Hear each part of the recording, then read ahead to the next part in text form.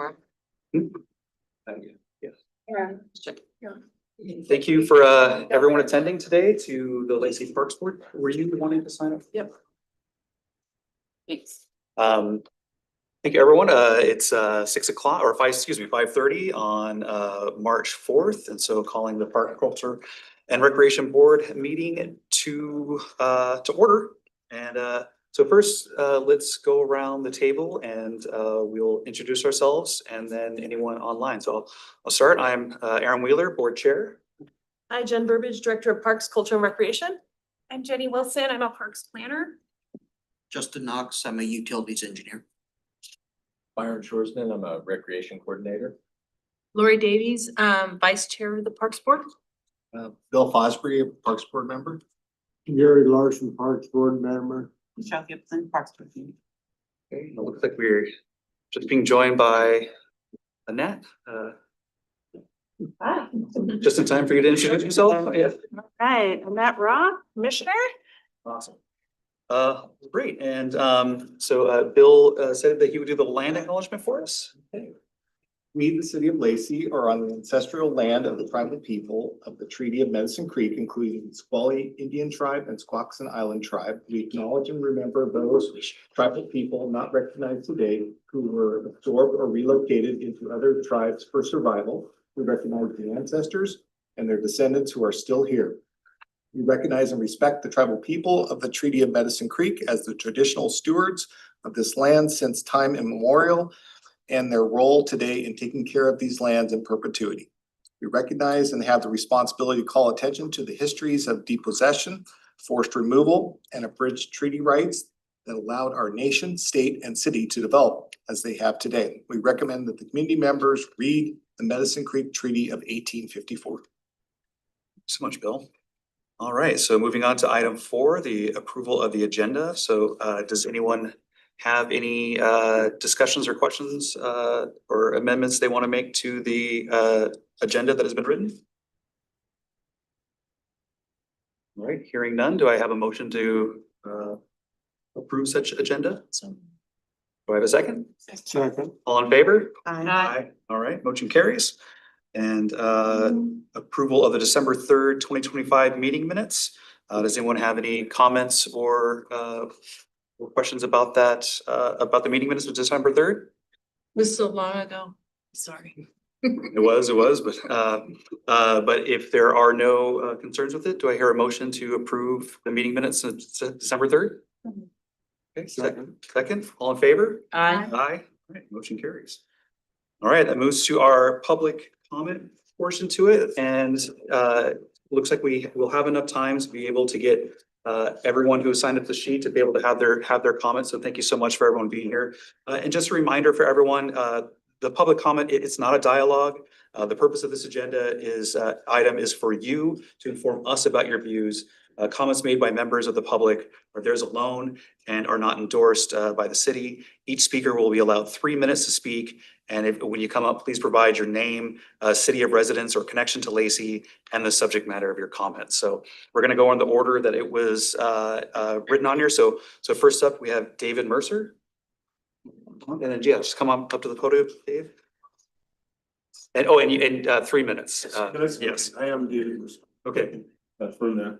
I just wanted to say that I couldn't be less prepared to present anything here.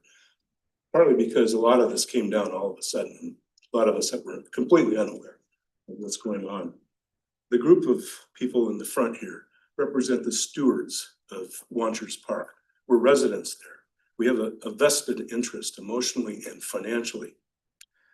My wife and I moved down here about 8 years ago from Seattle, where we had an idyllic park. Our yard was a park. The street across the street was a wonderful lake that was privately owned and everyone maintained it. So my welcome to Lacey, the first month was a stolen car. The next month, this car was stolen again. So my first impressions of Lacey are not stellar. Although I'm glad to be here and out of the rabble of Seattle. The next thing we know, we've enjoyed the view from we sit at the bottom of the bag of the cul-de-sac where we have the view of all the trees and everything that's gone. First thing that happened is They destroyed half the view, half the trees are gone. Now the eagles don't come around anymore. Now there's no osprey. A lot of the bird life has gone away. And we're sat looking at an empty lot that's as ugly as sin. It looks like a desert. Now this is happening. So it's like an erosion of our quality of life. We're watching this happen to us, and we're powerless to do anything about it. And I just have to say that, I'm afraid what's going to happen in the future, because the erosion of public trust in this situation is great, at least in our community. So we kind of wonder what's going to happen next. So as you continue to manage the parks of this area, consider the quality of life that people have, and what is the purpose of the park? What's its intent? Thank you, David. Appreciate your comments. All right, so next we have Janet Ikeda? Is that right? Ikeda. Awesome. And just remember, if you can also comment your city of residence, connection to Lacey, and the subject matter of your topic. Okay. Again, Janet Ikeda. I have lived in Lacey for 40 years now. I lived about 17 years on 22nd and Shirley. I moved to Donegal Hills, which is across, and we built our home there. It's across from Watchers Park, and I've lived there the rest of the time. I'm kind of disappointed right now. I feel that Watchers Park is a wonderful place. And I believe if I had been the family that had donated that property to the city for the use as a city park, I would not have wanted it used for city utilities. And I'm disappointed because, one, the properties, when I got involved in this whole thing, and the high density developments that were going to be built at the end of Hitz Lake Road, which again are across from my property, I started collecting signatures from citizens in Lacey park users. In 1 week's time, we collected 500 signatures of citizens that would prefer to have the city of Lacey purchase those properties to increase the size of the park. But it was a foregone conclusion. We were asked for our opinion, but the decision had already been made. So I feel that it's been oversight that the city, when these developments were approved, that the city didn't come out and say, well, our infrastructure isn't capable of handling these developments. And so now, 3 years later, 4 years later, we need to increase the size of our infrastructure. And on Watchers Park, at Watchers Park is the wrong place. We need to preserve that property for the citizens to use today and in the future. And I just want to point out, I did bring, and I'm not supposed to use props, but the citizens, my neighbors, we went and plotted what a 50 by 100 foot piece of property would look like. It takes up the entire frontage of the meadow and goes back 50 feet. And I've plotted on those photographs where that would be. That takes up a very good percentage of that park meadow.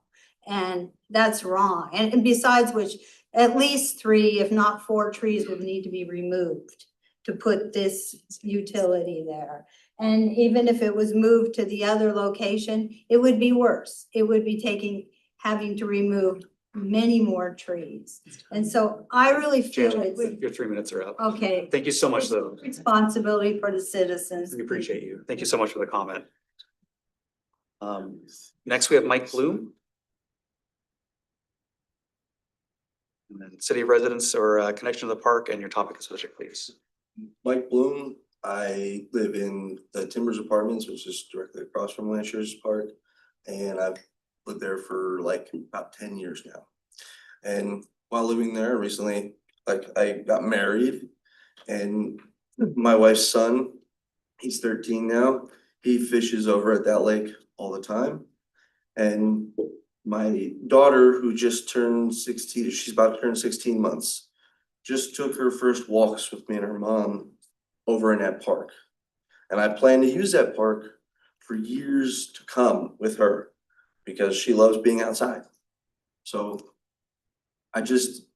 why does the sewage, what is it, a sewage pump Lift station. lift station? Why is that necessary to put in the park? And like, sorry, I did not prepare anything. I just kind of wanted to give my opinion that I don't like it. I don't think it's a good idea. And I don't necessarily trust that you will keep, like, if we're still allowed to use that park area and the lake with a sewage lift station there. I don't necessarily trust that it's gonna keep the water clean, that it's not gonna overflow or break. I don't necessarily trust that that's not gonna happen. I don't have faith in the politicians in this state, to say the least. So that's all I wanna say. Just don't do the lift station. Thank you, Mike. And next we have Lynn.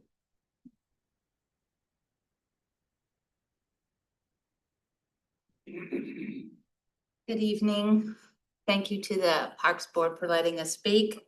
My name's Lynn Deering. My husband Vern and I have lived at 2313 Shirley Street for 25 years. We go to the park every day. We get our equanimity in this turbulent time from looking at the beautiful trees, seeing the wildlife, looking at the lake. We take our dogs to run in the meadows. We do not believe the sewage lift station should be located in the park. You'll have to take out trees. I don't know whether you all remember that several years ago, the city decided to fix the roads, which I appreciate, and they parked heavy equipment and gravel in the meadow. It took more than 5 years for that to improve. It was wrong then. I watched deer trying to get through. This park is a jewel.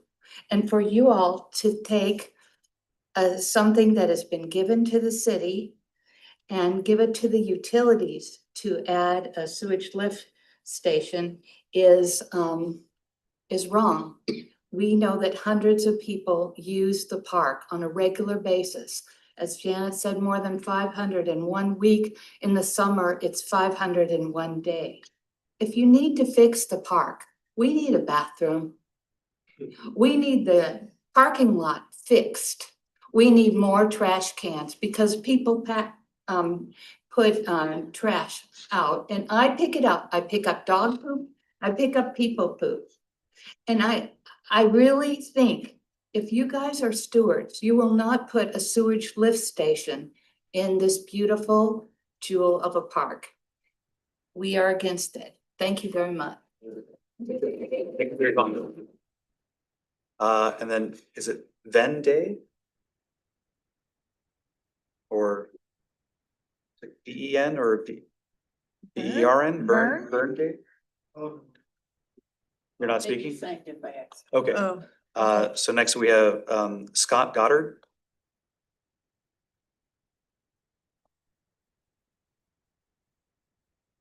Scott Goddard, resident of Lacey.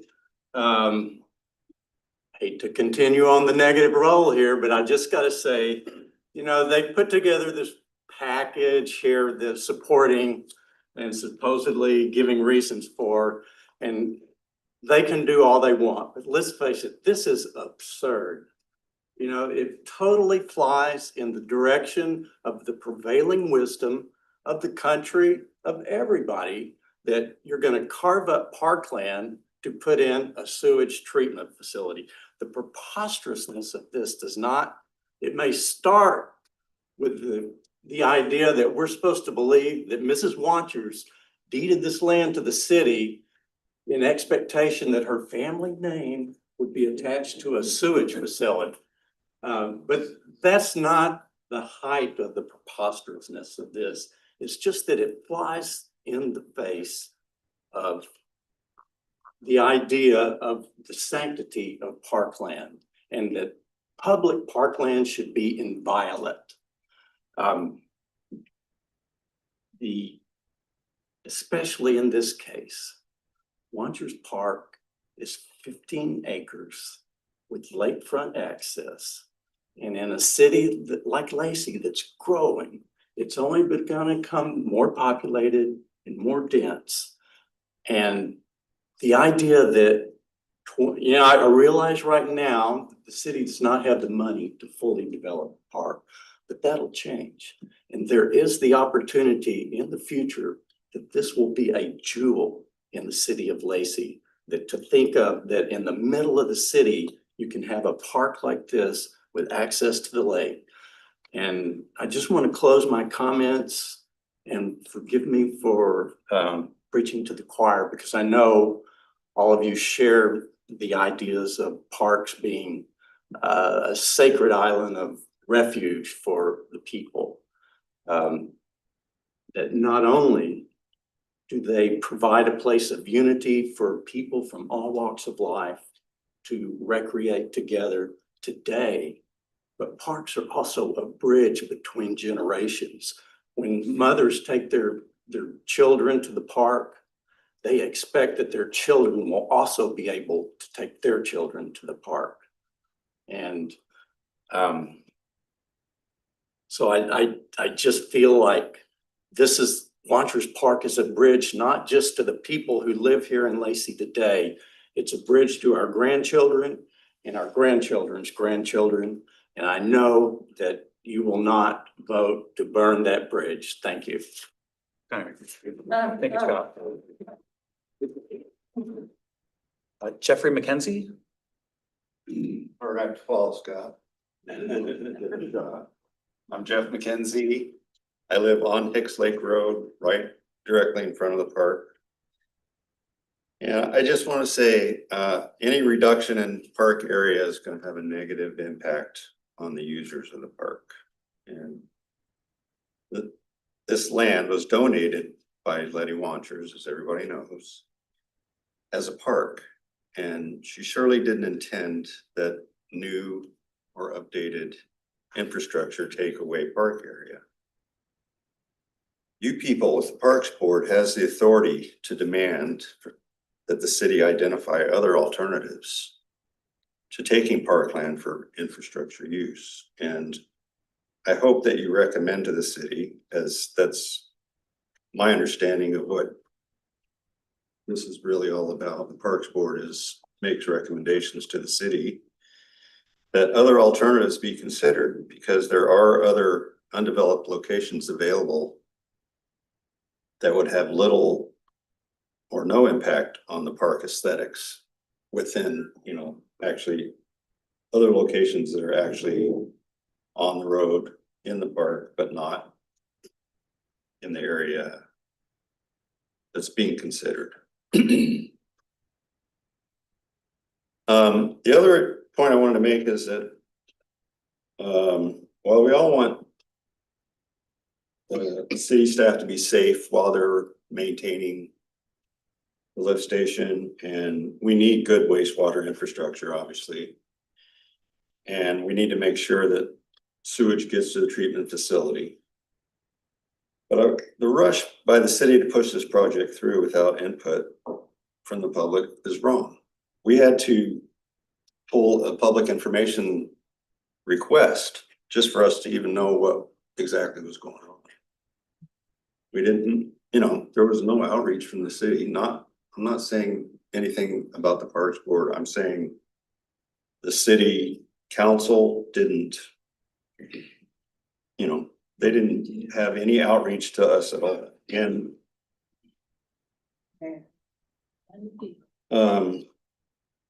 part of the city's mission statement includes the idea that the city works in partnership with residents. And for us to have to scuffle and fight and try to find out what's going on through a public information request, this doesn't seem right. And lastly, 15 seconds, just warning you. What's that? 15 seconds. Okay, the value of the sewer lift station is not greater than the value of the park. And with higher population density on the way, is it, every foot of park space is priceless. Thank you. Thanks so much. Marilyn, I said, I have a timer. oh, you have a timer, okay. We have time. Yeah, we had one going. Marilyn Eichenbaugh. Good evening, everybody. My name is Marilyn Eschenbach, and I am here to oppose the proposed sewer lift station on parkland at Watkins Park. I worked for the city of Lacey as a recreation coordinator for 8 years, and I left 4 years ago to raise my own family. This is my youngest, 6 months. I'm grateful for the opportunity to speak tonight. I have a deep personal connection with this park, and I am so lucky to say that I grew up right across the street. I've since moved, but for more than 30 years, it has been a part of my daily life. As a child, I built forts, went sledding, swimming, and played hide and seek in those woods. I've walked through it in every season, literally and figuratively, and now I bring my own children and nieces and friends to experience the same joy. This park isn't just an open space to me, it's part of my history, my neighborhood, and my sense of home. I share Wanchers with everyone I meet because its beauty and peacefulness are worth knowing and protecting. This land was given as a gift to the community. While the city has stated there are no limitations to utilize the property, legal permissibility does not reflect the values or the intent of the person who entrusted this land to the public, nor does it reflect the values of the broader community today. This proposal also raises serious concerns about process. There was no community input. The city manager approved the plan after agreement from park staff. They're exploiting their lack of funding without bringing the public into conversation first. Decisions that permanently alter park land should involve transparent public engagement. From a stewardship perspective, this sets a troubling precedent. Parks are community assets intended for recreation, not infrastructure overflow. Trading park property in exchange for funding towards minor parking lot repairs suggests that routine maintenance now requires surrendering park land. That is a dangerous standard to establish. There are some important questions that I would love for you guys to ask as you guys move forward. Is the increased size and new location related to additional sewer capacity needed for new multifamily apartments? Documentation referenced in internal communications suggests that increased capacity may be tied to upcoming development. Have there been documented safety incidents at the current site related to confined space entry or traffic? And what specific vandalism issues have occurred? These concerns are all noted, but have they been quantified? Were alternative properties seriously evaluated, including cost comparisons? And for a project estimated at $2.9 million, why can't a portion of those funds be used to purchase alternate property? If we can invest millions in construction, surely we can prioritize protecting irreplaceable parkland. Wanchers Park was entrusted to this community. Your role as a park advisory board is one of stewardship to safeguard parkland for current and future generations. Infrastructure can be relocated, parking lots can be repaired, property can be repurchased, and I urge you to pause this proposal, require public input, demand a transparent alternative analysis, protect this gifted community space. Thank you. Thank you.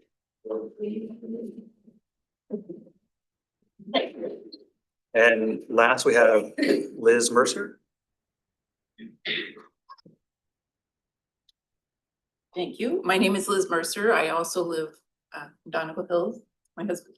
I've been here for quite a while. So I just want to kind of wrap up as nearly as prepared as other people are. First of all, I voted for the Parks Levy. I want you to know. So sorry it went down, but you know, I'm supportive. But I agree with what people are saying. I found out about this, 3 weeks ago. Someone sent out a meeting agenda or minutes from August. There's been no transparency and no notification of interested people. So I find it very distressing that this has not been a shared thing to the community that is clearly very interested in this. I'm also in that park almost every day. I walk my dog there, take my granddaughter swimming there when it's nice. I love that place. So the reason I said I'd get up here and speak though is because I have a bee in my bonnet. Since there was no notification to speak of, and it was really hard to figure out how to get the word out in a few days, I put signs up on the telephone poles. I put signs up on the telephone poles and a lot of people stopped and looked, and he's here because he saw those signs. Sometime between yesterday and today, someone tore those signs down. And I have a feeling that it was someone, maybe it's my paranoia, but that someone from the park did that. And so the whole idea of not even letting us share information any way we could about what was going on, because we know people love that place, is very distressing to me. So I agree with what everyone else has said. This is a bad idea. And more input is needed from the community about this kind of thing. So thank you for the time. Thank you, Liz. All right, well, thank you everyone for participating in public comment. Did you have? I'd just like to say that the Trillium Park is starting this next month, and if you haven't been to Wanchers Park, I recommend you go because they're incredible. And that's just one of the things we value about being there. Thank you. Just ask if there's videos. Yeah, and is there anyone else who would like to make public comment before we move on to the next phase of the meeting? So you guys don't know anything about where it's actually gonna be put or when it's gonna start or anything like that, you guys? We're gonna have a further conversation with the Public Works. Okay, well, it seemed like that would have been appropriate to have done first before we. Why it has to be so big. Yeah, I'm here to learn and exactly what you guys are doing. Right, I understand. Well, is there any other comment that anyone would like to make about this? The packet, it was posted for everyone to see the same thing that we're looking at as well, so. One question, Mike. Okay, we need it, yeah. Map that was in your August meetings as the proposed locations, it can't possibly be to scale.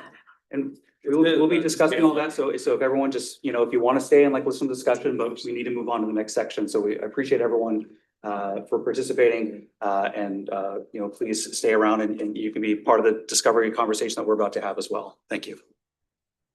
All right, so that moves on to next agenda piece, which is the Wanchers Park lift station. So Justin is here, the utility engineer, to discuss the packet, and he's gonna end with Jen Burbidge. So please, we're all eager to hear. Thank you. Yep, Jen Burbidge, Director of Parks, Culture, Recreation. Yeah, like we said, Justin Knox is here, Public Works Utilities Engineer. And I also wanted to mention Vince McGowan, who is our Public Works Water Resources Manager, is also with us tonight. So in your packet is a staff report about this topic, and the briefing there is that City Manager has approved the relocation of Lift Station 4 to Wanchers Park. Staff are seeking guidance from the Parks Board on the preferred future location of the lift station so that additional design and planning efforts can begin. Lift Station 4, it's currently located across the street from Wanchers Park, and relocating it to a small portion of the park presents an opportunity to address some of the issues with the lift station, which Justin is going to get into a little bit here. Relocating it also provides an opportunity for potential upgrades to the park. As the board knows, we've talked through in great detail recently with the Metropolitan Park District proposal not passing. The city lacks dedicated parks funding, particularly for aging infrastructure. And so that is a major challenge moving forward. So the purpose of tonight's discussion is twofold: that the city manager has approved the use of Wanchers Park, and we're requesting board input on the preferred location prior to the design. Not sharing. Oh, not sharing. Oh, whoops. Thought we had. You want to just show the first slide real quick?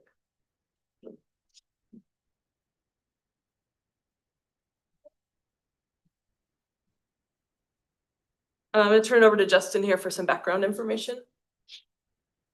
So what is a lift station?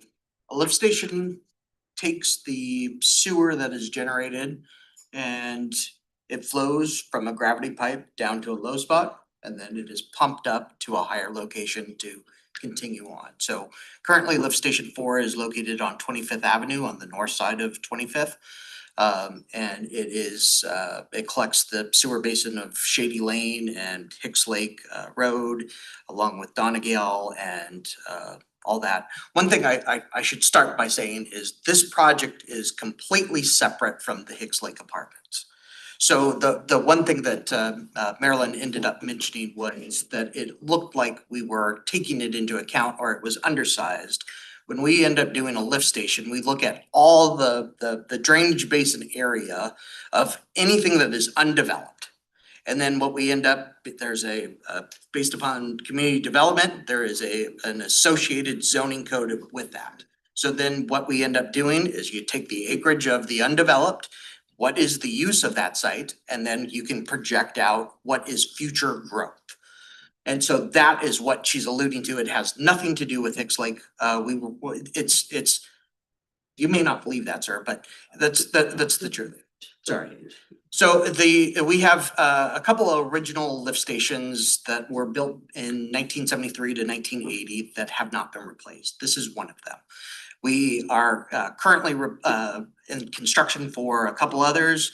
We are also ending up, one will be advertised here shortly. So it's really the end of life of this lift station. It's not built up to standards, current standards. It was built up to standards of the time. And so we'll end up upgrading the aging infrastructure and the equipment, the non-standard lift station components, like I mentioned, and we'll limit the access to just operations and maintenance. As I mentioned, here are some pictures of lift station 25. You can, it's on the north side, it's across from Watchers. And so part of this consideration, the park does have space to accommodate, the new location would reduce traffic and safety concerns along 25th Ave Southeast for the public and for staff. But also part of the consideration was that using city-owned land avoids lengthy property acquisition, potential home demolition, and project delays. It can also generate funding from the park. So from the sale of that 5,000 square feet of property to the utility, to potentially put back into the park to make improvements we wouldn't have otherwise gotten funding for, and at a lower cost, since the park improvements could get added to the lift station for construction project itself. So it's not as a separate project. And Justin's gonna talk about the location considerations.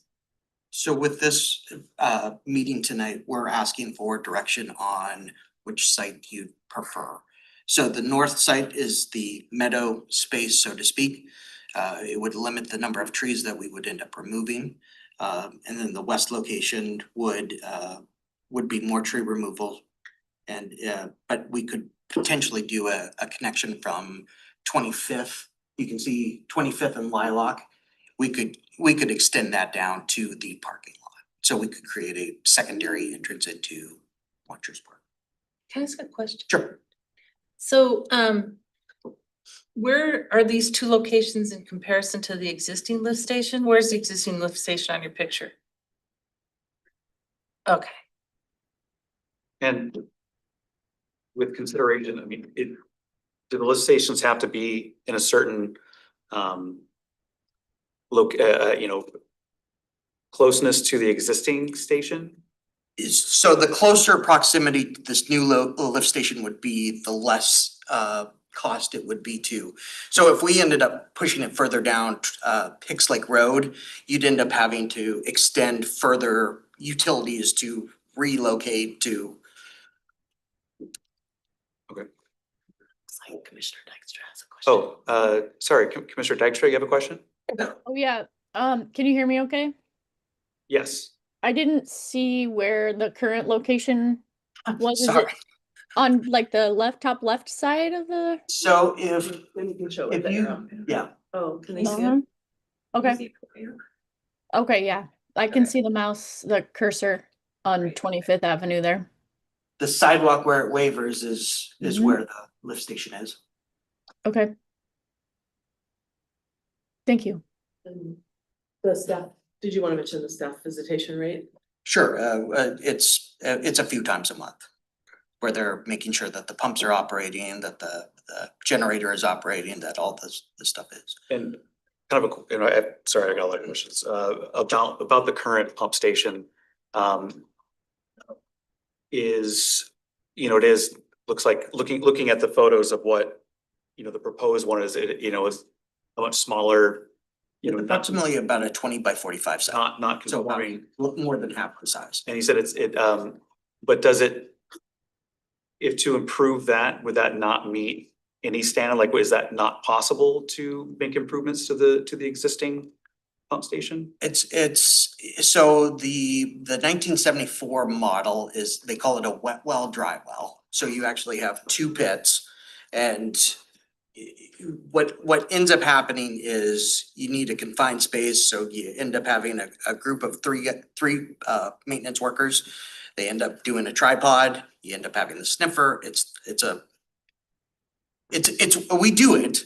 But it's with the new lift stations, you end up having rails on the pumps and you can access it all above ground, so it's safer for the maintenance workers, it's safer for, also with the current site configuration, having a large factor truck parked adjacent to, sticks out into the road, and I mean, with the traffic along 25th Avenue, it's kind of a safety concern for both the public and also our maintenance staff. Okay, thank you for that.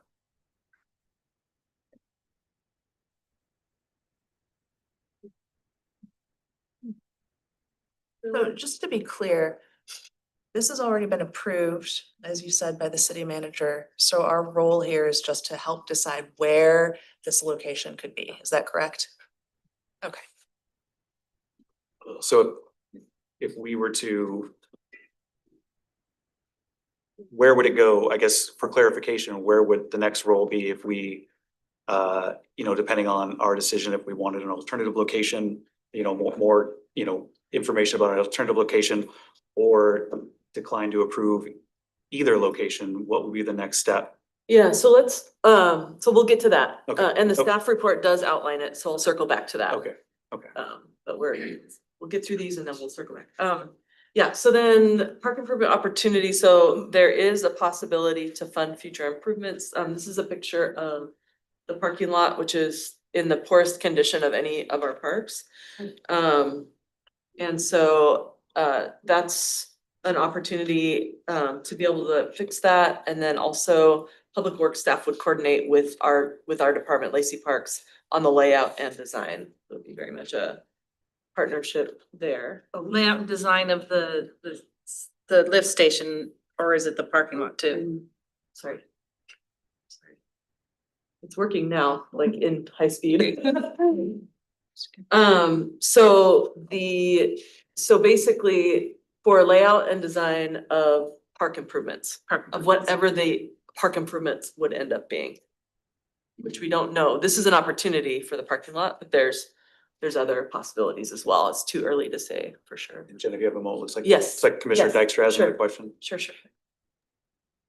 Oh yeah, I just wanted to ask if those little rectangles on the picture from the previous slide, are those drawn to scale as how much of a footprint the new lift station would take up? They are, Okay. Yes. 5,000 square feet? yes. I don't believe you. Please, This isn't an yeah, interactive, so public comment is over, and I just, we ask if we allow us to have this meeting, we appreciate it. Well, it's useless here. okay, so the property background and legal and policy consideration. So Letty Wanchers donated the property to the city in her will to develop a park within 2 years. And so we do have our legal attorney confirm no restrictions on using the park land for this purpose. A professional appraisal was completed for the 5,000 square foot area, and the value is assessed at $66,500 and would be the basis for future terms. And the appraisal is located in your packet. The alternatives considered, and so, oh, Justin, pass it over. We did consider some of the alternates, some of the we ended up looking at the parcel was mentioned, there's a parcel across the street. It's currently assessed at approximately $160,000. That's assessed, so typically the prices are more are higher than what is assessed. In addition, as I mentioned earlier, and I think it was in response to one of your questions about the further south it goes along Hicks Lake, the more it's gonna end up costing us to reroute the sewer. So, well, there'd be half street road improvements, there'd be the pipe itself. So to get it from 25th, we'd have to install new piping to go and then to pump back out. So you end up having additional linear feet of pipe. You have and you're kind of making also I don't know if the gentleman's here that owns it, you're assuming that negotiations are gonna go swimmingly and work out, and which is not a given. So I mean, it's one of those things that typically property acquisition is on a year to 2-year basis. I think the lift station would end up working along those lines, but with the direction that we've been given from the city manager, this is obviously the route that we are going currently. And so what we're asking the Parks Board tonight is early discussion to help guide staff before design work begins. We're asking you to provide feedback and a recommendation to the city manager regarding preferred location. The next steps would be, we'll consider the preferred location when planning. City manager would review the property appraisal and determine the terms and what type of improvements could be made. The design process would begin, and then we would update the Parks Board along the way and when the design is finalized.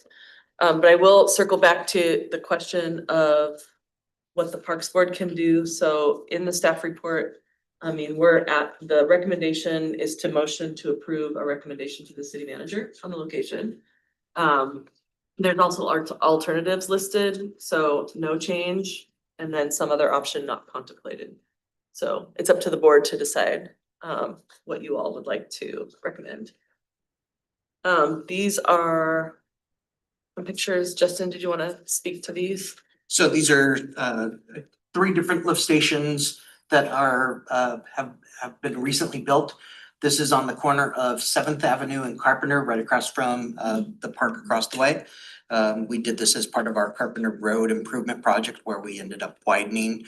So you can see that, I mean, we tried to minimize the impact of the area, and we end up based upon the community and economic development, there will be a conditional use permit that we'll have to apply for, and typically along those lines, they'll ask for upgrades to landscaping, to buffer from the streets, to buffer from the private housing and all that. This is the one on Lake Lewis? Yes, it's on the south side of 7th Avenue, right across the street from Lake Lewis. And Justin, can you clarify, is this the same size roughly of the 5,000 square feet? That I don't know. It looks about right. Might be a little bit larger. But typically with these newer lift stations, they are all approximately the size of a lot, right around that 50 to 100. So this is off of this is off of Martin Way. To the east, you end up having River Ridge High School. It's that new apartment complex, I think it's Ovation, that was built here within the last 3 or 4 years.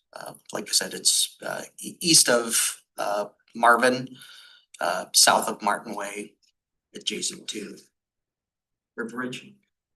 Next one, and this is we had an old lift station too that we ended up relocating on literally a private lot where we ended up purchasing the lot, demoing the house, and going through the conditional use permit. I don't know if we ended up having to if there was a homeowners association or not that we ended up having to appeal to as well, but you can see that, I mean, it's the size of we unfortunately or fortunately have large equipment. A factor truck is something that you can't really like make a U-turn. So it's 3-point turn where you're in and you're out. And so that's why you end up having kind of the long, lack of a better term, kind of like runway with the asphalt. You need to feet fully pull in, and then you end up pulling out. And similarly, when we're pulling these large pumps, we end up having cranes that end up swinging, so it's not like we can just do it in the right of way of this small footprint. We actually do need, unfortunately, the size of a lot. I just want to note on this design with the trees, those trees will grow up higher and it'll be, you know, more the how do you pronounce it? Arborvitae? Yes, thank you. Those will be taller and then kind of surround and act like a natural fence for that particular one. Yeah, so questions we haven't answered. I wanted to go back to the slide with the squares. And ask if you could give what's the comparable size, what's the size of the old lot compared to Where the current lift station is, yeah, it's more than twice the size. the new? Correct. The existing is approximately 20 by 45. This would be a 50 by 100. And I visited the location before the meeting just to kind of Sure. get a idea of the size compared to the location that you provided.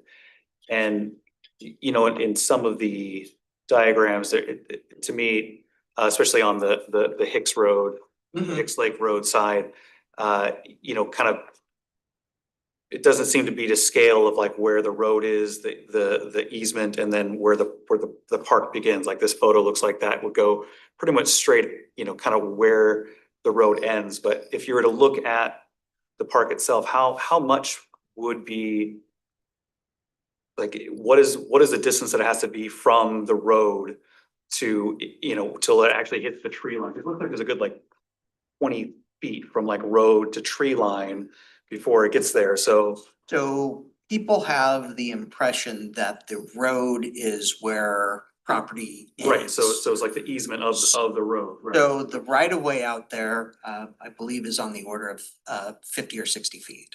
I'd need to verify that. So typically if you have like Hicks Lake Road is probably 20 to 22 feet. So the right of way is an additional, so behind, if it's equally in the right of way and the right of way is 50 feet, you have an additional 28 feet that is city owned right of way. Right. So if it is equal distant in the right of way, then you do have probably about 14-ish feet minimally behind. A lot of these older subdivisions have 60 feet of right of way. So you could even be talking about 20 feet on the east side, the road, and then 20 feet on the west side of what is city right of way. Right. And so what we would end up doing is we would go from right of way and we would tie in. Obviously, this is one of those, probably the next steps would be to get an arborist in. If there's diseased trees, we would look at minimizing the impact upon healthy, significant trees. Best we could. Okay. Can I follow up on that? So what are the sidewalk, curb, gutter improvements that are gonna go in there before you even put this? If it was gonna pick the west location. Being that there isn't a whole lot of infrastructure out there now, what we could potentially do is the conditional use might end up requiring a fee in lieu of. And so we've allowed private development to do that, where instead of doing a sidewalk to nowhere, just the frontage, you end up just paying into the fund and the city ends up building links of sidewalk that are kind of strategically in kind of school areas to keep the kids on sidewalks. So that's what I would envision out there. There could also potentially be with the underdevelopment of the park, I could see there being kind of a future-ish where we ended up kind of doing sidewalk on the north side and the west side of the development.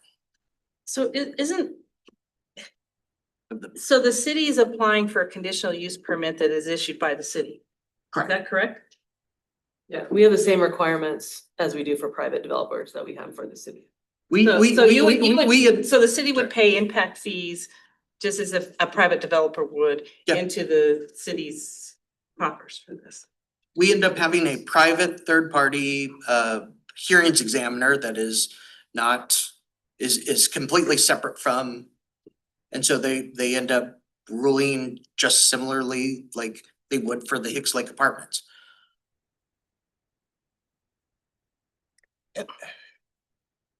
Another question, I'm sorry, but so the Public Works Department in the city is responsible for wastewater as part of lot, or do they have their own separate fund? Cause I know water is separate. So wastewater is a little bit different. We have our own facilities. We have approximately 50 lift stations that we own and operate, and private, sometimes private development actually builds it for. There's no sewer improvements near it, so in order for them to develop at the density that they can, they end up having to build a lift station that they, at the end of it, they just give to us. And so we end up, based upon that, we'll end up utilizing it but so there is a Martin Way location that is near the Taco Bell. Yeah. And all that. So lot probably 30-ish years ago separated from City of Olympia. And they created their own regional district for the municipalities in the area. So each, Olympia has their own sewer, Tumwater has their own sewer, Thurston County has minimal sewer, we have sewer, and so all our infrastructure ends up winding up going to lot. So if you're a private development, you'll come in and you'll end up paying a general facility charge for City of Lacey, and you'll pay a general facility charge to lot. So those general facility charges go to build things in the future that is necessary for us to continue to provide sewer services to the municipalities. So yes, we have our own separate sewer outside of what lot does. Where do you get your funding? That's what I'm kind of getting to. We Drag money out of the general fund? No, so each of the utilities has their own, so I know we end for up having a county comp purposes. plan and we end up having, so there's a wastewater fund. Is it completely funded through rates? Correct. Fees? Correct. So there's no general fund monies that are being Nope. incorporated into that fund? Nope. Cause I wanna know if we're competing for the same dollars, between parks and sewer. So I would like to invite any of the board members to, if there are any other questions for Justin or Jen, please do so, because I think next I would like to have more of a discussion about what decision we want to come to next about that. So if there's any other questions that you would like to present to help kind of that next phase of the conversation, please invite it now. It looks like Onette, you have. So we have all the alternatives. So number 3 is some other option. Number 2 is review location options. Number 1 is no change, continue as is. Can you kind of describe what that means? Yeah, so you can make any recommendation to the city manager, and he can take that and Into consideration. into consideration, yeah. And that's what no change, continue as is means? Yeah, so, well, I suppose no change, continue as is would be, you could decide not to make a recommendation. Okay. You could recommend to leave it. But so I kind of like to follow on that question. So, I need to understand my alternatives. And so if we said we don't like the location, but what I heard is that it needs to be near the old lift station. It needs to be, deal with the problem that you have there. So if we said we don't like that location, the only other alternative I heard is the private property that's close to the lift station, which is 3 times the price of using part of the park. So that would be some other option not contemplated in the above. That would be number 3. And then following on that, if we were to say, recommend that, and then we had to spend 2 years developing a property and this lift station fails in the meantime because it's 52 years old, what are the impacts at that point? If we, you know what I'm saying? So what would happen if this lift station sewage would go into the, I things, so we end up having stuff on the shelf that. So each of these lift stations has redundancy. So like each lift station minimally has two pumps. So one pump will go, the other, so it would be one of those that hopefully not both pumps go out at the same time, but you might be able to limp along something that is close enough to make it, I don't want to say sustainable because it's really not sustainable, but it would Band-Aid the, for the time being, we could limp it along. Okay, but what happens if you can't limp it along? Like, I mean, what is the impact of a lift station failing is my question. It's not good. It's, I mean, you could have potentially sewer backing up into houses. You could have sewer on the ground. Once sewer gets on the ground, we have to include ecology. There's a whole host of things that we need to, hoops that we need to kind of make sure that get it back to working. But you do have seeing these lift stations and the trucks are there and the pumps. Yes, we have two Vector trucks. We could do an on-call. It would be one of those things that we could probably have a rough night, rough weekend. But come Monday, I think we could Band-Aid it to. But that doesn't solve the problem. Not long term. And so that's part of the reason why I wanted to mention that it is completely separate from Hicks Lake Apartments is it has lived its life.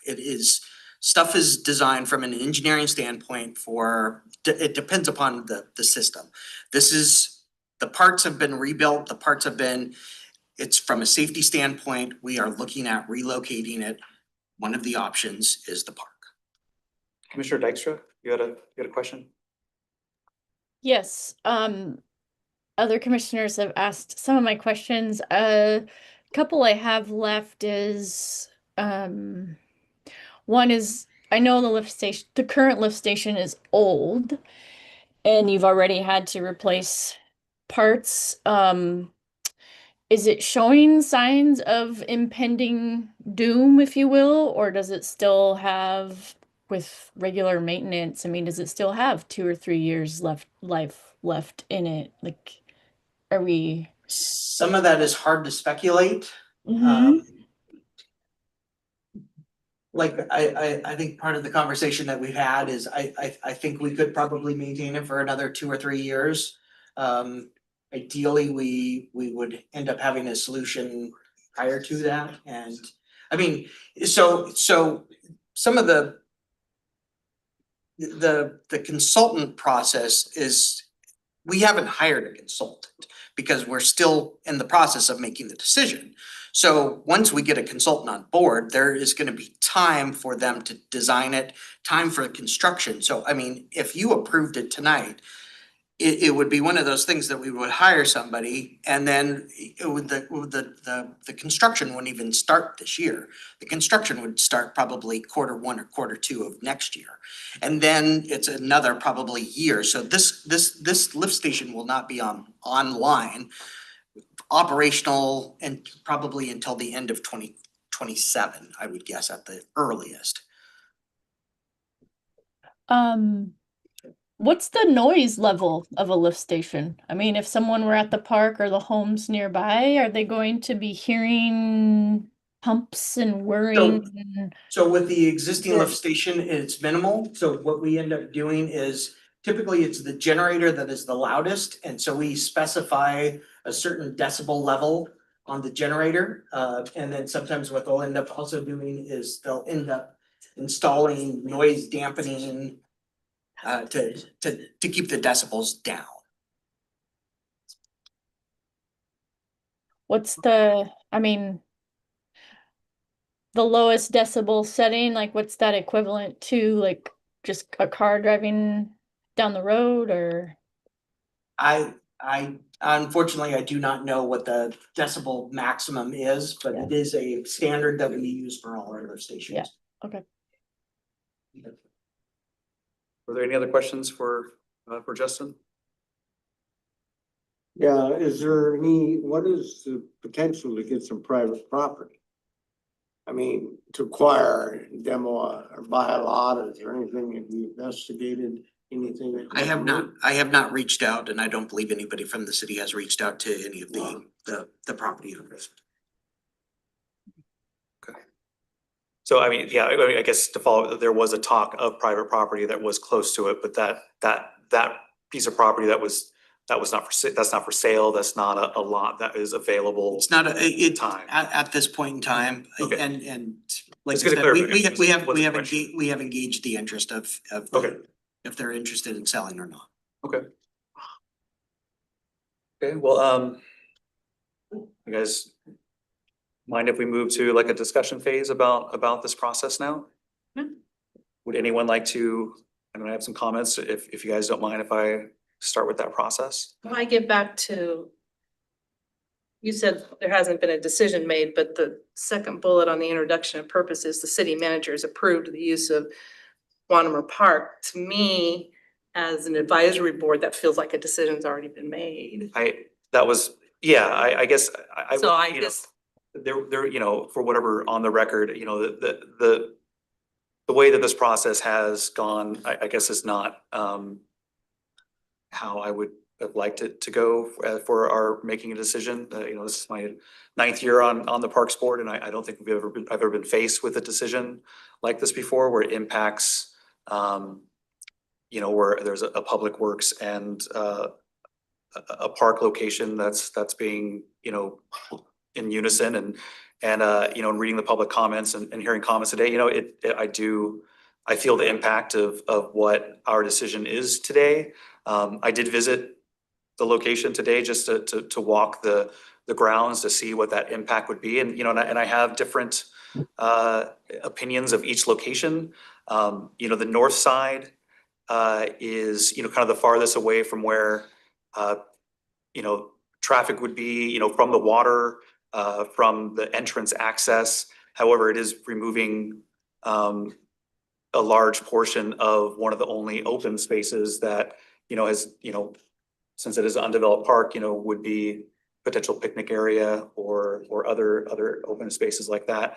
The west side location, you know, there is, I think, a benefit, you know, when we look at, as we are, you know, gonna be remaster planning Wanchers Park in the future, you know, that parking area is probably going to be redesigned, I would assume, during that, and trees more than likely would be removed from that. I mean, 8 spaces is not going to be enough to facilitate future use of a boat lot, or, you know, if a dock was put out there, infrastructure was put, bathrooms, volleyball fields, like one of the photos on there, it shows.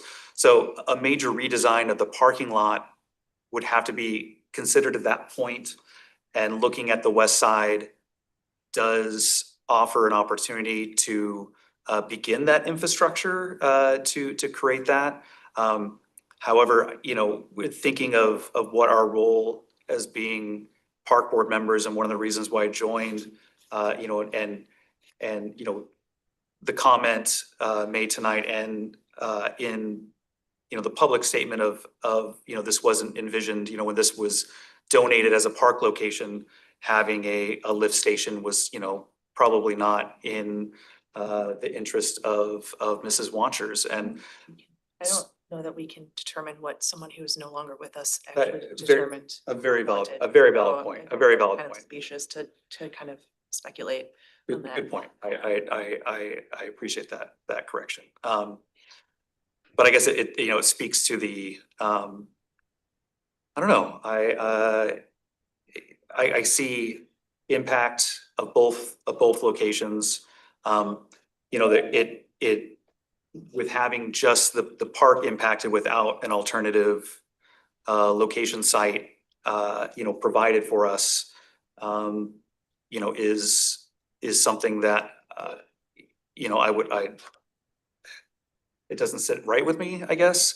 And yeah, and having the, you know, our role is to pick a site as opposed to our opinion on really what our you know, preference would be, that impacting a park that we, you know, sit on a board to watch over is is an issue for me. So I'll leave it at that and let other people make comment and then we'll go. And I sort of share that to a certain degree, in that we're being asked to advise on something after a decision's been made, not before the decision's been made. And that's what doesn't sit very comfortable for me, is that this should have been brought to the board before the city manager made his decision on using Latimer Park. And now, so what we're being asked to do is say, no, we disagree with the city manager's decision. We want you to look for another spot, but there aren't really that many available spots to deal with that lift station. Or we only advise him on which two of the locations that they've identified already. And that's what I see as our Right. what's facing us, not anything else as far as advice to the city manager on the lift station. How big are the lots in the area? Home lots? The adjacent property lots, small lots, are they They large? look like they're probably, I believe the About one that I was 4 acre. looking at was, they were, I think it was a 0.28. 0.19 to 0.25. Yeah, yeah. So small.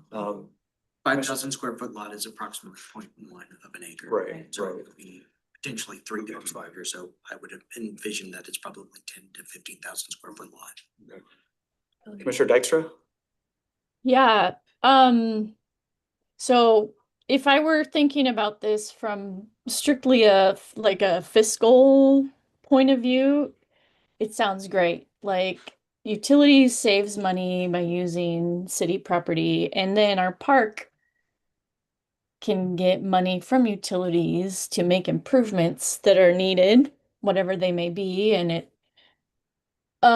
so from that standpoint, I see like the value or the positives. But from like a more of when I think of myself as a steward of our city parks and green spaces, and knowing like how precious our park land is, and I do not, I guess I just don't like the idea of taking up more space in this park that really it hasn't reached its full potential yet, and it is up for like designing it in a way that meets the community's needs and wants. We haven't done that yet with this park, and so to like preemptively put a lift station that does take up quite a bit of room doesn't feel great. And in the long term, I just don't know that it has the most value for our park and for the surrounding community, as much as it would be nice to have those funds more quickly to make improvements. Yeah. So. Thank you, Commissioner. Anyone else would like to make a comment? What are the alternatives? I'm trying to understand. Yeah, I guess if we come back with a no change, continue as is. I don't mean in decision, I mean in, if not the park, then what? Right. Yes. And I think that would be if we can vote to request, exploration of alternative site. One of the selections was, no change, continue as is. And I guess I would like clarification on if, is there a position where if the Parks Board decides that we don't make any recommendation for these sites, does then the city go back and just basically make that choice for us? Or It's so the way that the structure is, it is within the city manager's purview to make this decision. So if you do nothing or make no recommendation, then they can still make the decision. They would make. If you make a recommendation, they'll still make the decision.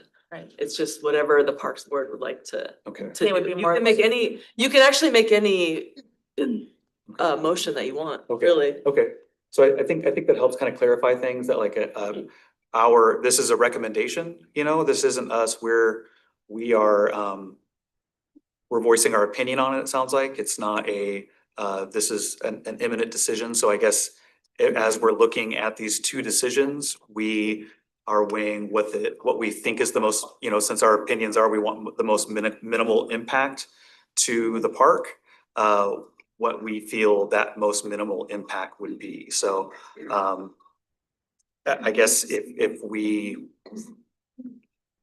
if our decision is to make no recommendation, are we giving up an opportunity to have what our opinion of what we think is best for the park is? Or do we want to actually come to a consensus of what that motion would be and what that location would be to make sure that it is what we feel is in the best interest of the park? I kind of weighed my two options before, I keep going back and forth with it.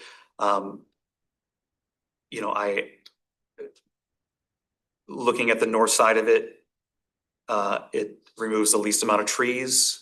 It's away from most walking trails that would be through the park. And it is farthest away from people's whose homes are, impacting that site. So could we, rather than picking one of the sites, because I don't feel like I have the qualifications or the information to pick a site, could we make the recommendation being, we want it to be the one that has the least environmental and infrastructure impact on the park?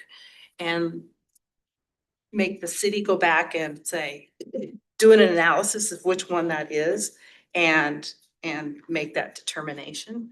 Yeah, I mean, I don't know if, and I guess this is another question, as we engage with a person who would further the development, the design of that,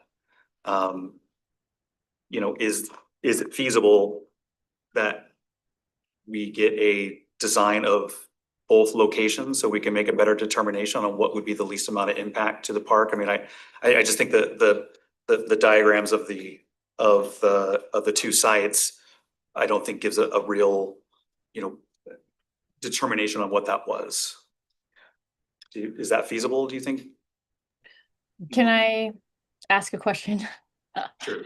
Is it possible to have a double recommendation? Like, we would like the city to try to acquire land for this new station that is not on park property, but if they absolutely must build on park property, we need some more information about these two recommended locations before we decide. I mean, I don't know if that could be a recommendation that we made. I mean, it's not a very concise recommendation. I think that basically is no change, continue as is almost, or I mean, I don't know if that how much of an Okay. I think still the city is gonna go path of least resistance, and there is no property for sale, close to that would do it, so that engaging in that, I'm just curious of what, that recommendation would move forward with. Okay. So I think, from, having a little more clarification of what our role is in this, after this discussion, I really feel that it's, sounds like a lot of our opinions are really our recommend, we don't like the impact that is happening to the park in general. And not to, at least people who have discussed that, we haven't heard from everyone. I don't want to say that is everyone's opinion, but I think we do have to, I want to give anyone else the opportunity who hasn't spoken to be able to, place their, have their voice heard. And then I think we really need to move on to what our recommendation would be so we can finish the rest of the stuff on here. And we just have to,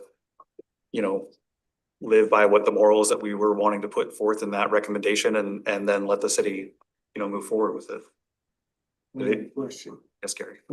How big are the wet pits in this station? The existing, Well, the newer proposed or the, so the existing ones are typically 4 feet in diameter. And typically new lift stations are on the order of 6 to 8 to 10, dependent upon the storage and where That's what I the meant, pumps the and all that. capacity of the wet tank. So it's almost like an old manhole. Why can't you redesign or design one? You need your manways into the tank and have those go down and you got your generator and your control panels. Just minimize that and not take up, so the holding tanks are underneath the ground, nobody sees that slab and all that. So new ones, they're below ground as well. So I mean, there's nothing above You're ground. showing pictures of these, everything above ground. Those aren't where the It's- tanks it's- are, that was like the generator. Generators stuff and- like that. and- Yeah, and control control panels panels. are underground. No. And it sounds like the old, the 20 by 45 site at this point is like, realistically speaking, doesn't match code enough to retrofit it, right? Is that correct? Okay. So is there anyone who feels that they have a preference on what site? Tell you what I feel is that it's really difficult to make a decision when there's still so many question marks. So, I don't know that I feel like I have more questions than answers. Right. Right. Okay. Anyone else? My recommendation would be back to whichever site, based on the design and stuff like that, has the least impact to the park. I'd be interested in knowing the fiscal impacts, right? So we have different scenarios and what these fiscal impacts actually are. You know, we know that buying the property from the city and giving it to the utility or giving it from the utility to is $66,000 of assessed value. So you get $66,000, right, to cover that cost. But let's be honest, even if the site across the street is assessed, you said 130 or something, there's no way that you're gonna be able to acquire that property for $130,000. It's gonna be $500,000 at least, right? You know, and so there's that, plus the construction cost, plus, you know, so I think having an understanding of those fiscal impacts would be helpful. And I don't know, I mean, have you guys thought about that, or is that part of There've the? been some backup napkin tape. Okay. We've used approximately, if we had to go further down Hicks Lake, we're talking about probably 500-600 feet south on Hicks Lake.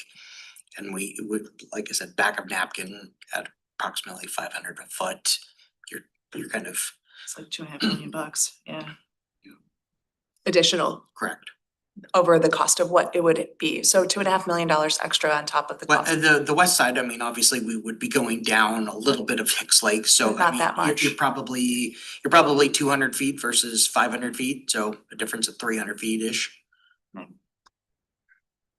Well, I mean, it sounds like, a consensus is none of us truly have enough information to be able to determine what is going to be a preferred site for the Parks Board based on the information that's provided for us. Is everyone kind of in agreement with that? So if a motion was made that the board's recommendation is before we could make a recommendation on which side it was, we would need more environmental and fiscal impact information about those two sites to give our true recommendation of what site should be used. I would just like to point out that Bill has not had an opportunity to speak at all, or has not spoken at all during this whole conversation. He has questions about utilities. So, I guess that's true. Yeah, and I'm sorry, I was trying to give plenty of opportunities for everyone to state their opinion. So Bill, if there is something that you would like to further say. Well, it just feels like we're getting jammed up here. That we only have one choice, and the choice is to either follow what the city manager is recommending or just say nothing. And saying nothing is the same as, oh, send it back and give us more details and cost expenditures. But we don't have an actual alternative site that's paid for from a different fund, not the parks. That's why I was bringing those points up, that we're not competing for those monies. They have separate monies to go do this, and we only have so much parkland. And in an area that hasn't been truly developed like we talked about, so we don't know what it's really gonna look like. And if we get all those apartments built there, and we're gonna have all these people coming down that road, and we have no sidewalks or curbs, it's a very hard decision for me to make. And to send it back to the city manager seems odd to say, we need more information. If they're telling us, pick a site, and that's your only choice, I can do it. I'm gonna pick North Site right now. I know how that street flows. I've walked there many, many times. I don't want those houses on the other side looking at some gigantic lift station, that I have down from my house.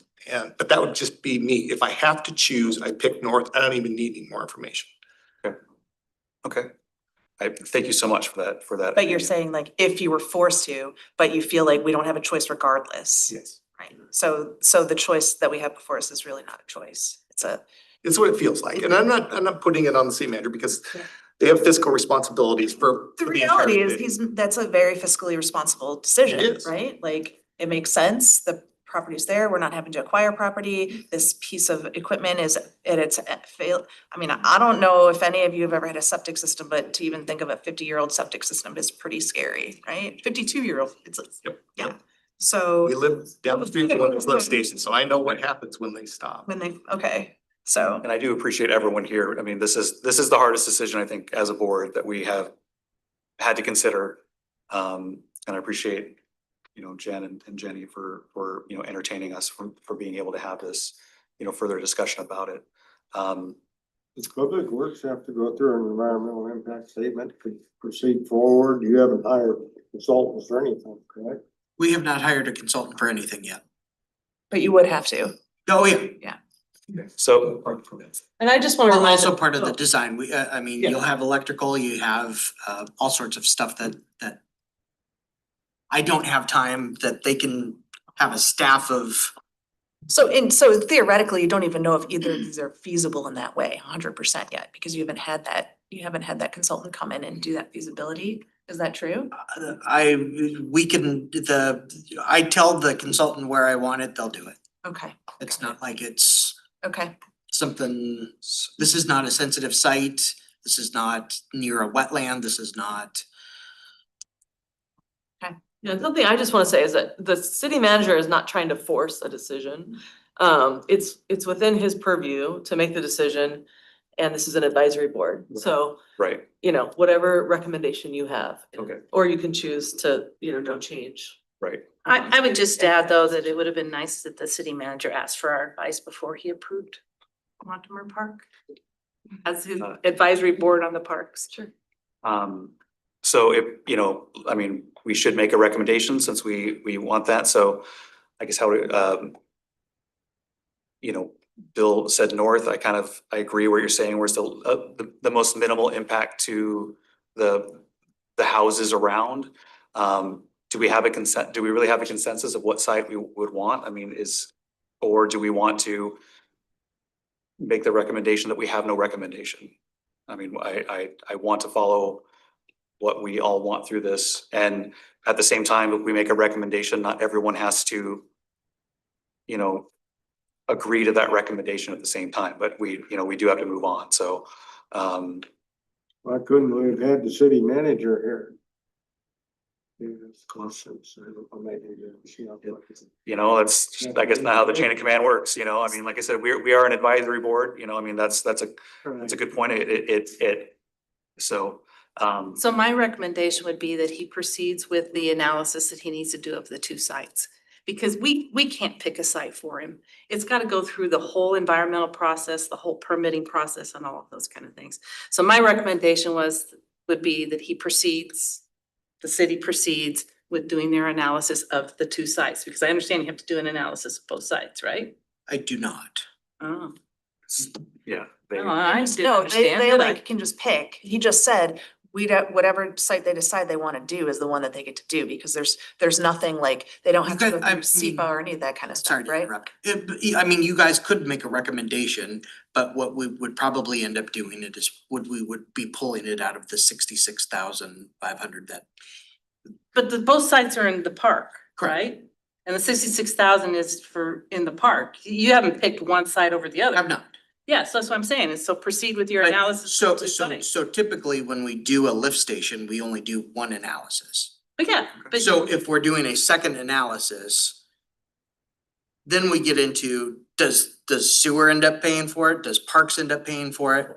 I think the stance would be that if the Parks Board is recommending us to look at a second site on site, we would want, No, you've got 2 sites already selected. We're not saying you look at a third one. You've got 2 already selected. So we're now tasked with selecting one of those 2 for you guys to do your analysis on? so I guess I would push back a little bit on what you define as analysis. So when we have a site, we go full bore. If we don't have the analysis, if we have to do a second site for analysis, we would probably hire a consultant and then. I'm talking about the 2 rectangles. Sure. Those are 2 sites, correct? Correct. Okay. So what I'm hearing you say is we have to pick one of those 2 before you can proceed. That would be, so not necessarily you, so you guys will make a recommendation. A recommendation. The council and the city manager will end up saying, yes, we approve their recommendation, no, we don't, whatever. And all we have to make that recommendation of picking one side over the other is a picture Well, and a view of the impact to the park. I We mean, don't have there any other- is You some can certainly flexibility. I you mean, can ask it's not like that, the one on Hicks Lake is set in stone and that it's gonna, I mean, it could shift, we could rotate it 90 degrees, we could. Right. Okay. Minimize the, I mean. Okay, well, let's move this forward. I'm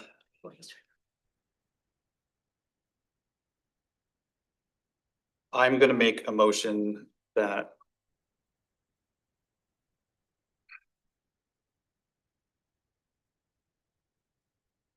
at this time, the Parks Board does not have enough information to make a choice on either location, and we request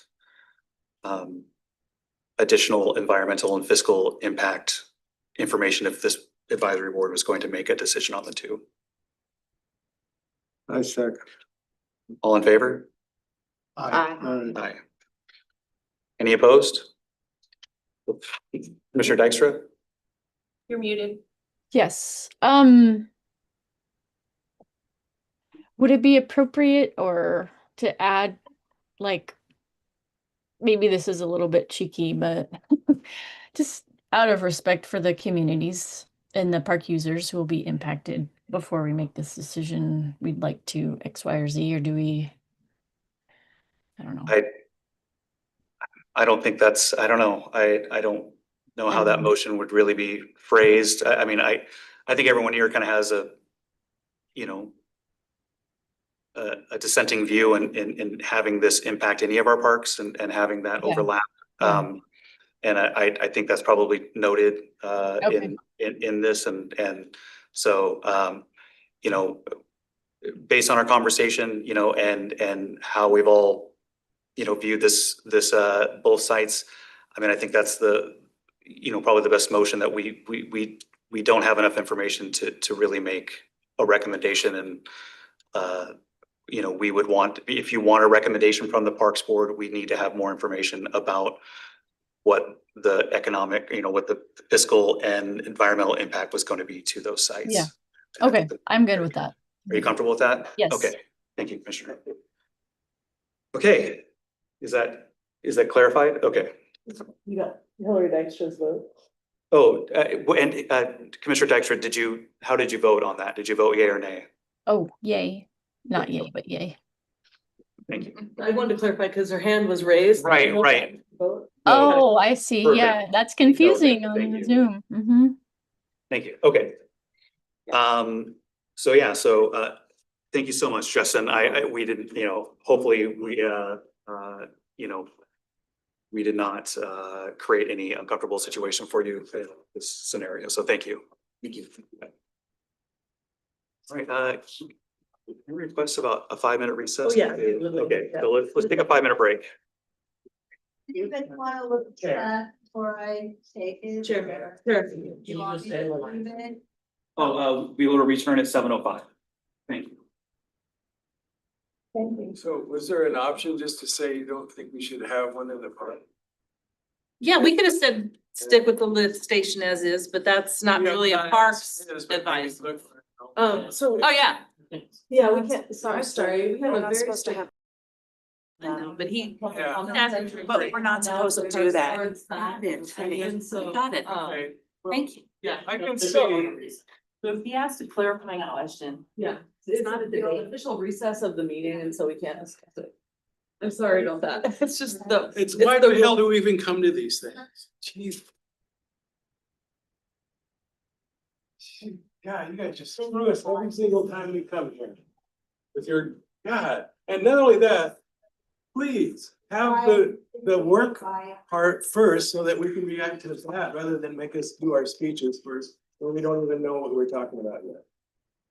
I think that changing the format is a good idea. I would like you to think about it.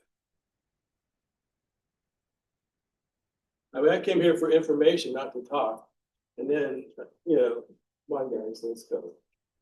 They don't love us. Especially don't let you care.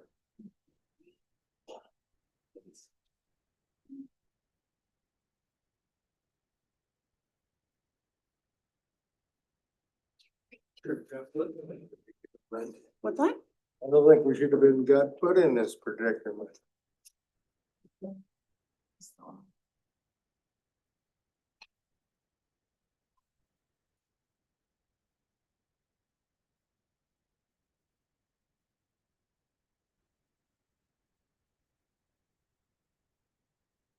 Why not on the school board? This is every single meeting, school board. Not ours. Oh.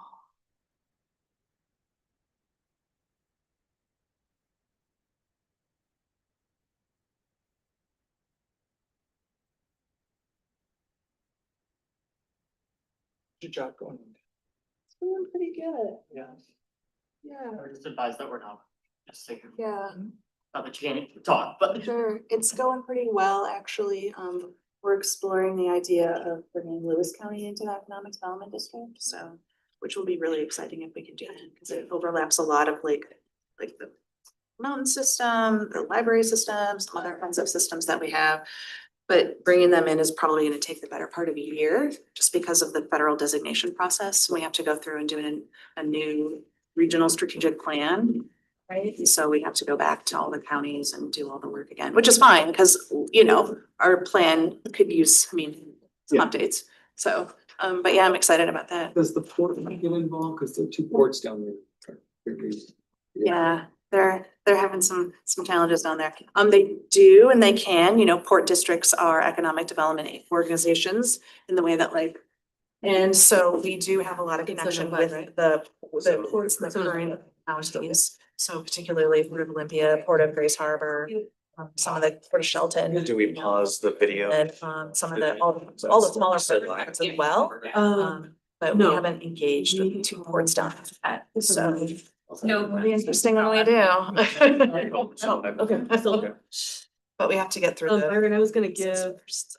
the quick intro for you.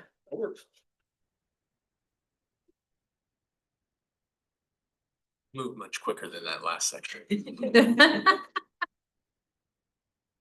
What'd you do?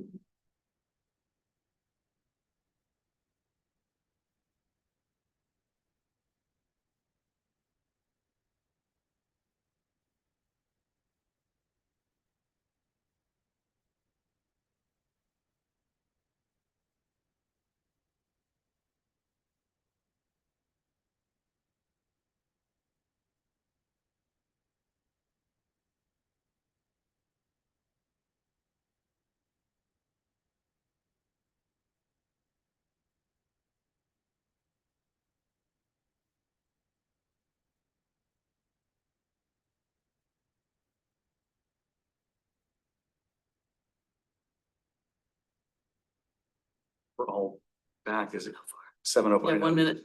We have 1 minute, but it's, I mean, Yeah. we have to wait. Yeah. Oh, okay, okay. Yeah. Yeah, I was just showing you how close. we were. Yes, You're right to the way he was watching. true. May have taken their own break. Which would be understandable.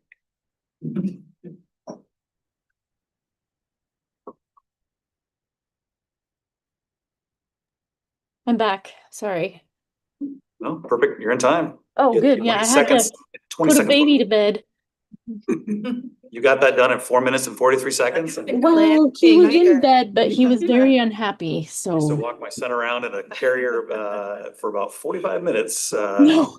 60 laps around my house was a half a mile, so. Oh You my timed God. it, just did the tap. Yeah. step count. Measured it and then did the math. Well, he's my Alright. third, so, Yep. I don't know. So 7:05, meeting is back on and next will be item 6B, the youth sports program. And presented by Byron Shoresman and the recreation coordinator. Yes, and just real quick, Sue Faylash, our recreation manager, wasn't able to be here tonight, but she just wanted me to introduce Byron. And so his work area is youth and adult athletics, field rentals, and he also helps with the regional athletic complex as well.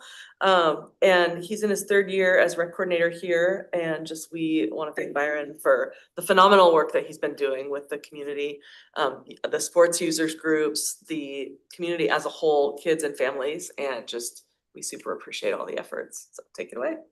Thank you. Yeah, so I'm Byron, and they kind of mentioned my title a little bit ago. I'm the rec coordinator for fields and athletics. So I kind of do a little bit of everything. I do a lot of the scheduling for all of our programs, the coordinating of it, getting the facilities, everything. Even photography, a lot of these pictures are mine. And then you can see here also this middle picture, I'm kind of off to the left there. I even do some coaching within our Sports Sprouts program. And just fun little fact, that's actually where I started when I first started working with the city, was as a coach there, and just kind of worked my way up over time. So I figured start off just kind of going through what our last year looked like, how everything worked out. As you can see with our numbers, the 123 classes with the 52 camps. Over there on the right with the highlights, 44 of those were actually in the summertime. So it was really busy time in the parks, especially there in the middle times. June, July gets really busy. But the leagues and divisions split between our T-ball and our basketball leagues. And then obviously we've got our total registrations and our net revenue there. One thing I did want to add real quick to kind of go with that. I also, as mentioned, do the fields for the city. It's just both the parks, and I do the North Thurston public school fields. And I think it's kind of another way that we indirectly impact the youth in the community positively, is just by providing that space. We had a little over 6,447 total reservations last year in the parks outside of the RAC. And a lot of that came in, I would say pretty close to 3/4 of that is just youth sports leagues. So not only are we providing the programs, but also providing the fields and the space, just giving them that extra opportunity. And so going through our highlights here from this last year, we got the summer pickleball camps from 23 Kitchens, which was a huge hit. They ran 8 camps with us over the summer, just kind of spaced them out. It was really nice. This next part, the 13.6% increase for league registrations, I'm pretty proud of, actually. That's specifically the basketball league. We had a 24% increase in registrations. And I think a lot of that just has to do with how good of a quality of a program it has been for years, and it's just been building and rebuilding back up since COVID. So it's been really cool to see all of that. And then to go with that, another reason why we're finally fully staffed. So we're finally up to speed, got people out in the Sprouts programs coaching, so I don't have to do quite as much of that. So now I'm able to take that step back and start focusing on hopefully bringing in some more opportunities. And then finally, we did 3 of the Elks Hoop Shoot events. For anybody who doesn't know, the Elks does a national free throw competition every year for youth. And it starts off, I reach out to the PE teachers in schools all through North Thurston Public Schools. They have their individual school champions, and we do a city shoot off against all of those school champions. Goes up to the Lodge, which is versus Tumwater Olympia, and then we also got to host the regional one, which was pretty cool. We had people from Lakewood and Tacoma coming down and competing with us, so that was a really cool opportunity to get to do all 3 of those this year. Yeah, absolutely. Were the pickleball camps for kids or for adults? They were for youth, yeah. Really? I Yep. didn't think pickleball was a youth sport. So they kind of, Sport for they everyone. don't start it as young as they do with soccer. The recommendation is more, maybe 7, 8 years old. Yeah. Once they get a little bit better with the coordination I of the just, racket. I watch the pickleball courts all the time and it's like, I don't see too many kids on the pickleball courts. This is how we get them involved. Yeah, exactly. Yeah, there you go. And so just kind of briefly, going through what we currently offer right now. If you see Skyhawk Sports up at the top, they're kind of, I want to say we do about 10 different sports with them. You've got ultimate, golf, pickleball, but then you've also got all of the standards, your basketball, your baseball, soccer, everything like that. We added the rowing there last year. We're going to be doing some more rowing camps again this summer with Olympia Rowing. So that's a pretty cool opportunity. Every time I look at this, there's a couple sports I'd like to try and get in there, but at the same time, I think I'm really proud of just the variety that we offer the kids in the community. What would be your wish list? Oh, yes, I actually have. Scooch ahead. Some of the things that I'm actually looking at. Actually, I'll come back to this if you don't. Yeah, sorry, I didn't know that was gonna be. No, you're good. Oh, and then I was gonna brag myself at the end there. Where we're going, so kind of looking at 2026 as we move forward.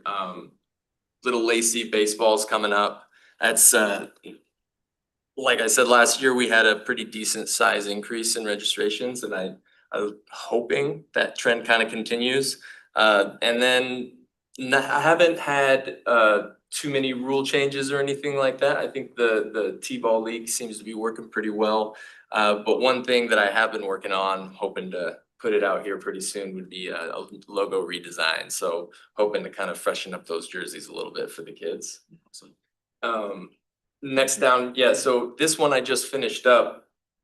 We just finalized it last month, actually, was the new soccer camps with North Thurston High School. Their head coach, Sergio Jimenez, he's wonderful to work with, and we're gonna start working on seasonal camps with them. So we'll do one in spring, a couple in summer, and then we'll move in and maybe do a couple in the winter time as well. If you have a pausing spot, we have Commissioner Dykstra had a question. Oh. Not a question, just you're doing an amazing job, and I love signing my kids up, my 4-year-old and 6-year-old up for some of these things. So thank you. Truly appreciate it. Thank you. Yeah. I honestly, it's favorite job I've ever had, so it doesn't really feel like work most of the time. So. And I'm surprised at how many people don't know about like Lacey Parks, like programming for youth. So I'm always telling my friends about like, hey, the registration's opening today or tomorrow. It's today, I think it opened, but anyways, I'll let you continue. No, that's a great point, actually. That's something, now that I've had a couple of years of experience in here, I kind of have a better idea of what grabs people attention when I'm trying to promote some of our programs. So that's definitely something that we're working on, is trying to get the word out there a little bit better. Yeah, I think, we're seasonal camps. Yeah, more seasonal camps.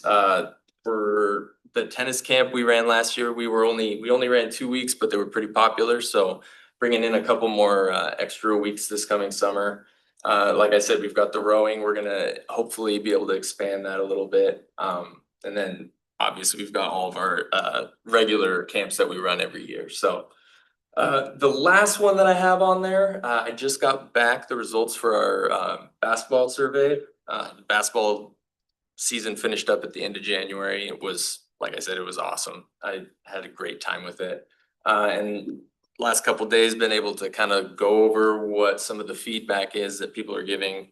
And just kind of wanted to share real quick that kind of did a positive rating of about 93%, meaning of all of the people that submitted responses to this survey, they had a very strong liking of our league, or at the very least they enjoyed being in it in some way or another. So having 93% of respondents enjoying our league, I think it's huge, and it's very encouraging for me long-term. And then also going through that survey, we like to look at the good things, but more importantly, surveys are helpful for giving us what we need to work on.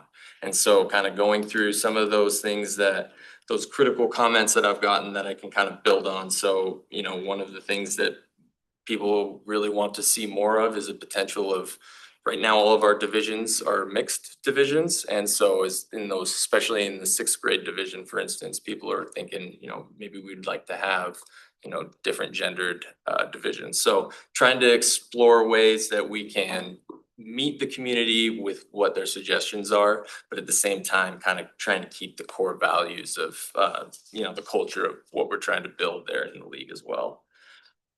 And then there we go. So we mentioned, as you asked earlier, some of the things that we're looking at. Out of the survey as well came a huge amount of suggestions for a second season, a spring basketball season. I know in the past that Lacey Parks has had something small. So I'd like to try and explore the potential of maybe being able to either expand our league or potentially bring in that second spring league. Flag football is another one that I've been looking into. It's just been blowing up in the area, and there's been a lot of people reaching out wanting to get involved in it. So trying to kind of explore those options. Looking at the programs, rugby, I think, to answer your question, rugby's one I've had my eye on for a while. It's growing quite a bit. We've got several rugby user groups in the area that rent fields from us for their leagues, and it just seems to be getting more and more popular. So it's definitely, I think rugby is one that I would like to see. Like specifically for youth, like youth programs, like rugby for youth? Yeah, so they call it RIPA rugby, so it's almost like flag rugby. Yeah, so they have flags on them and everything, and yeah, it's. Scrum with I a played flag. rugby. I'm curious how Scrum would work with flags. My daughter played a few years ago when she was trying to figure out what sport she liked, and that was the one thing with it, was she was like, well, it looks like people are kind of on top of each other. It looks a little dangerous. I was like, oh no, you got a flag, you're good. So she's like, okay. Okay. Yeah. And then to go along with earlier, talking about being full staffed, something that I'd like to see potentially is taking our Sprouts program, which is 3 to 6 year olds, just basic introductory stuff. I'd love to see us transition that into maybe some summer camps as well, because currently we just run it during the school year. And then once the summer hits, we just kind of do the camps with our other vendors. It'd be pretty cool to see what that would look like with us. All right, and then just to brag a little bit there at the end, I'm there right off to the right, but Scott Carter is our one of our aquatic supervisors. Cody Lee is our community rec coordinator or rec supervisor, and then you've got Justin. Oh man, Beard. I almost forgot his name. Justin Beard there. He's our supervisor for facilities. So I get told quite a bit that I don't brag about myself enough, and I was trying to figure out how I could do about it. So I figured I'd throw that. So you had in. what'd you shoot? Huh? What'd you shoot? Well, personally, not well. They didn't. We shot. It's pretty low. Guys bought enough licorice to. Or get the Well, shots. yes, the Sure. licorice came in handy. Yeah. Core I want to know. I think we were 20 under. of 20. Yeah. So. What course was that at? Go Lacey Parks.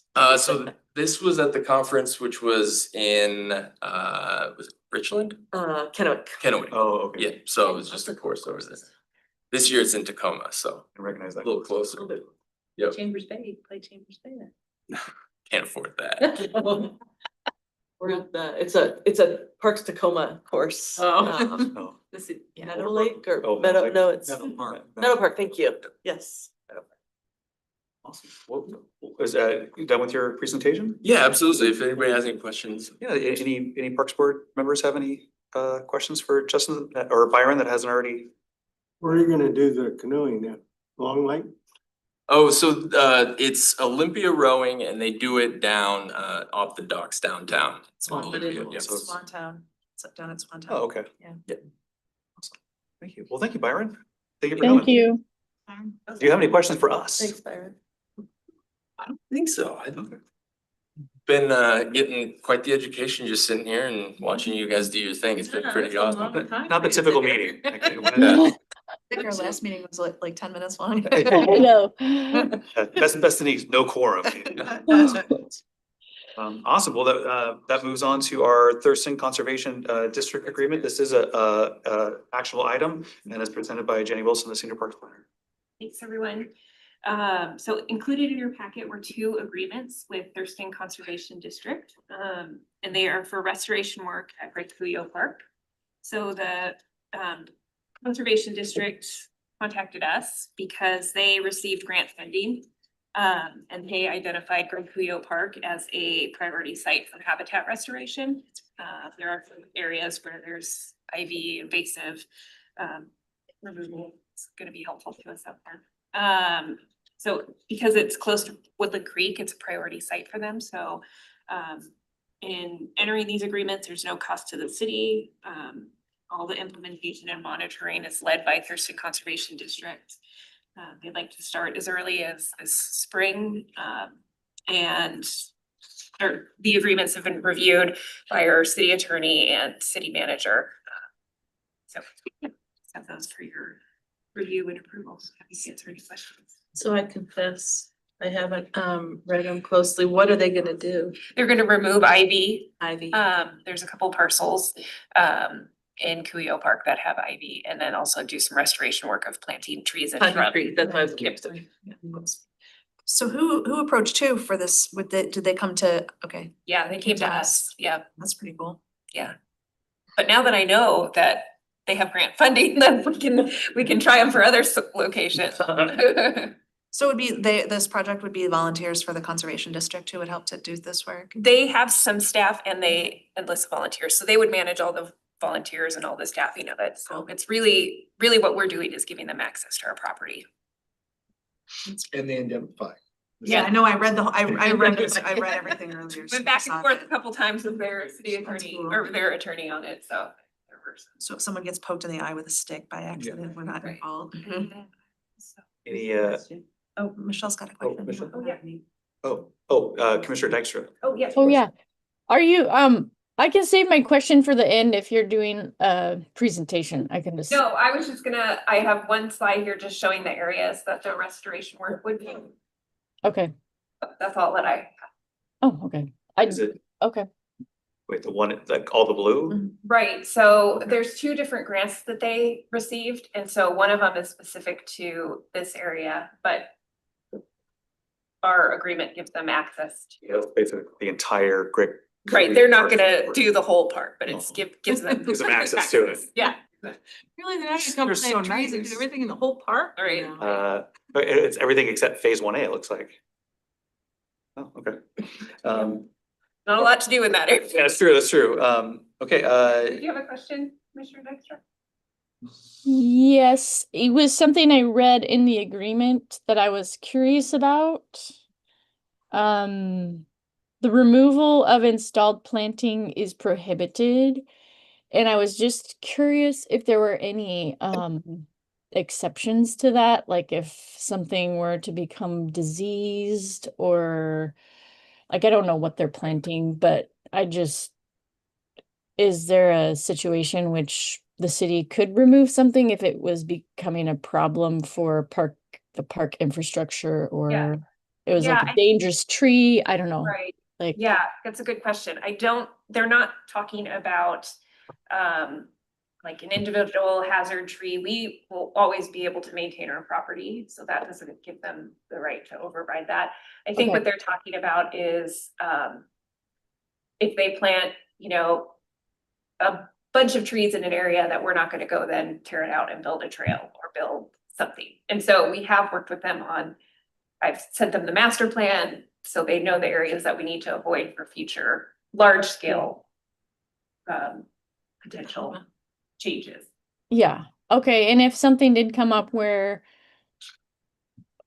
Parks did think we needed to make large scale changes to one of those areas.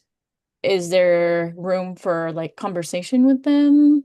Or? Yeah, I definitely think so. Technically, this term of these agreements is for 15 years, so we're, Okay, but yeah, so before we get any, before they do any work, they will provide more detailed plans of like this area in specifically, so we'll have a better idea. okay, yeah. To tell them, no, we might have a trail in 15 years there, so but, yeah. very Thank good. you. That was my only real question about this.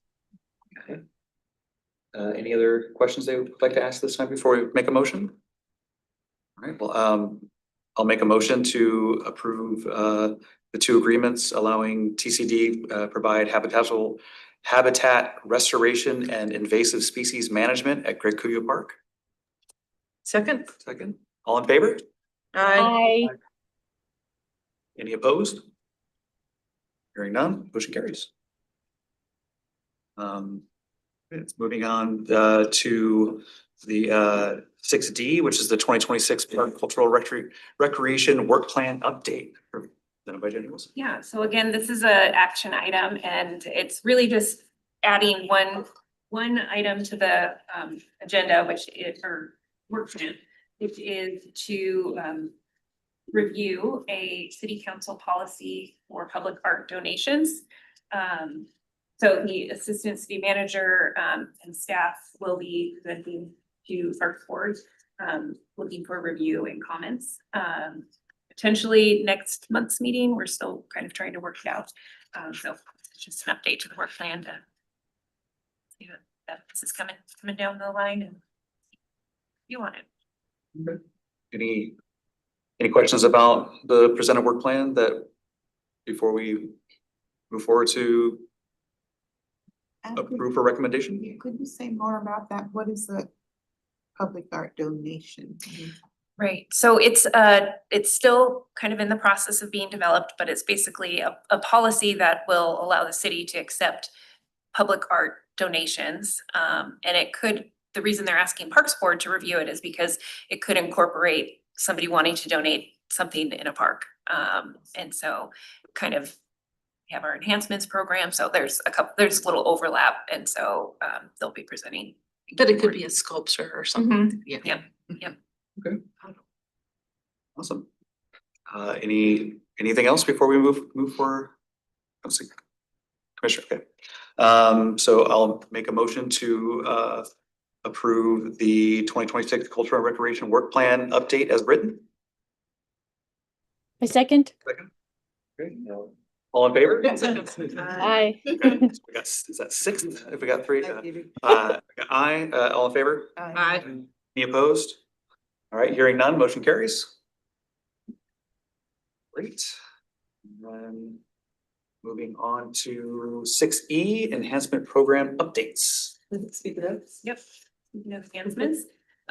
So included in your packet was a enhancement program for review.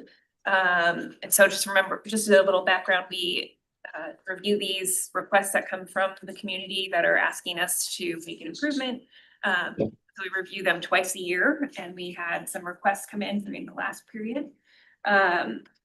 So as part of the process, staff review them and usually have a lot of questions that we have to work out before they get here.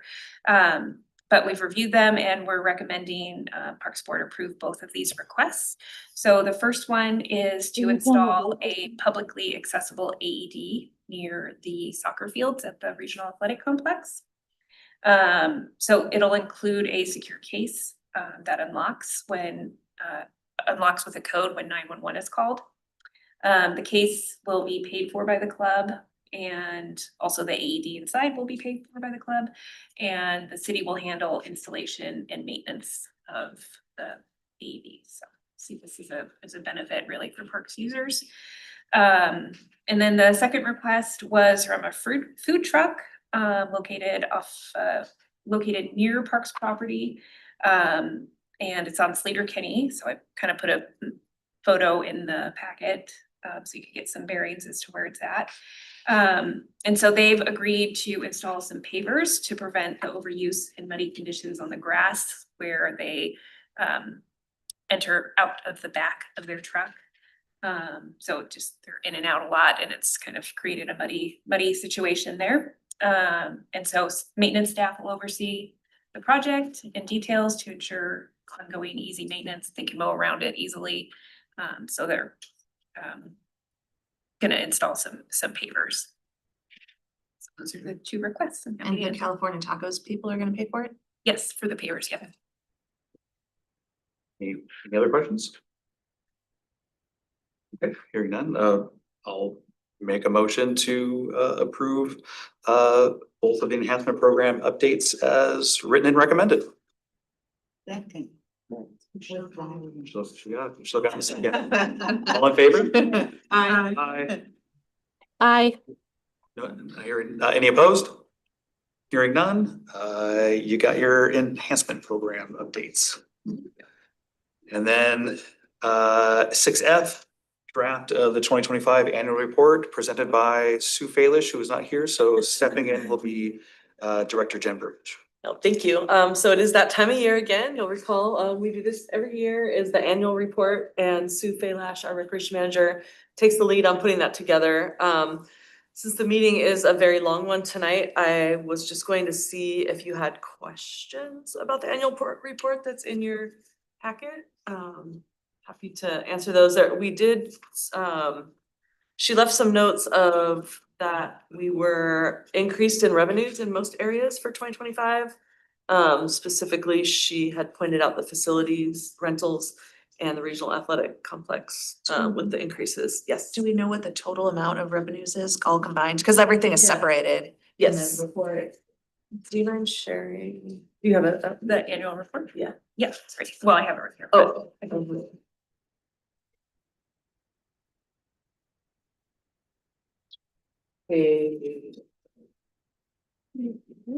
I just couldn't determine if there was a page in there that said like the total amount of all of the revenue. Revenues, yes, Yeah. we do.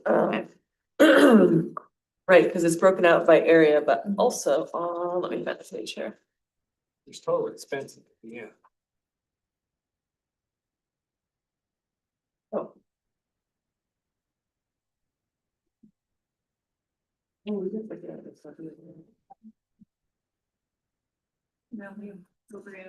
Oh, revenues are generated by program rental fees.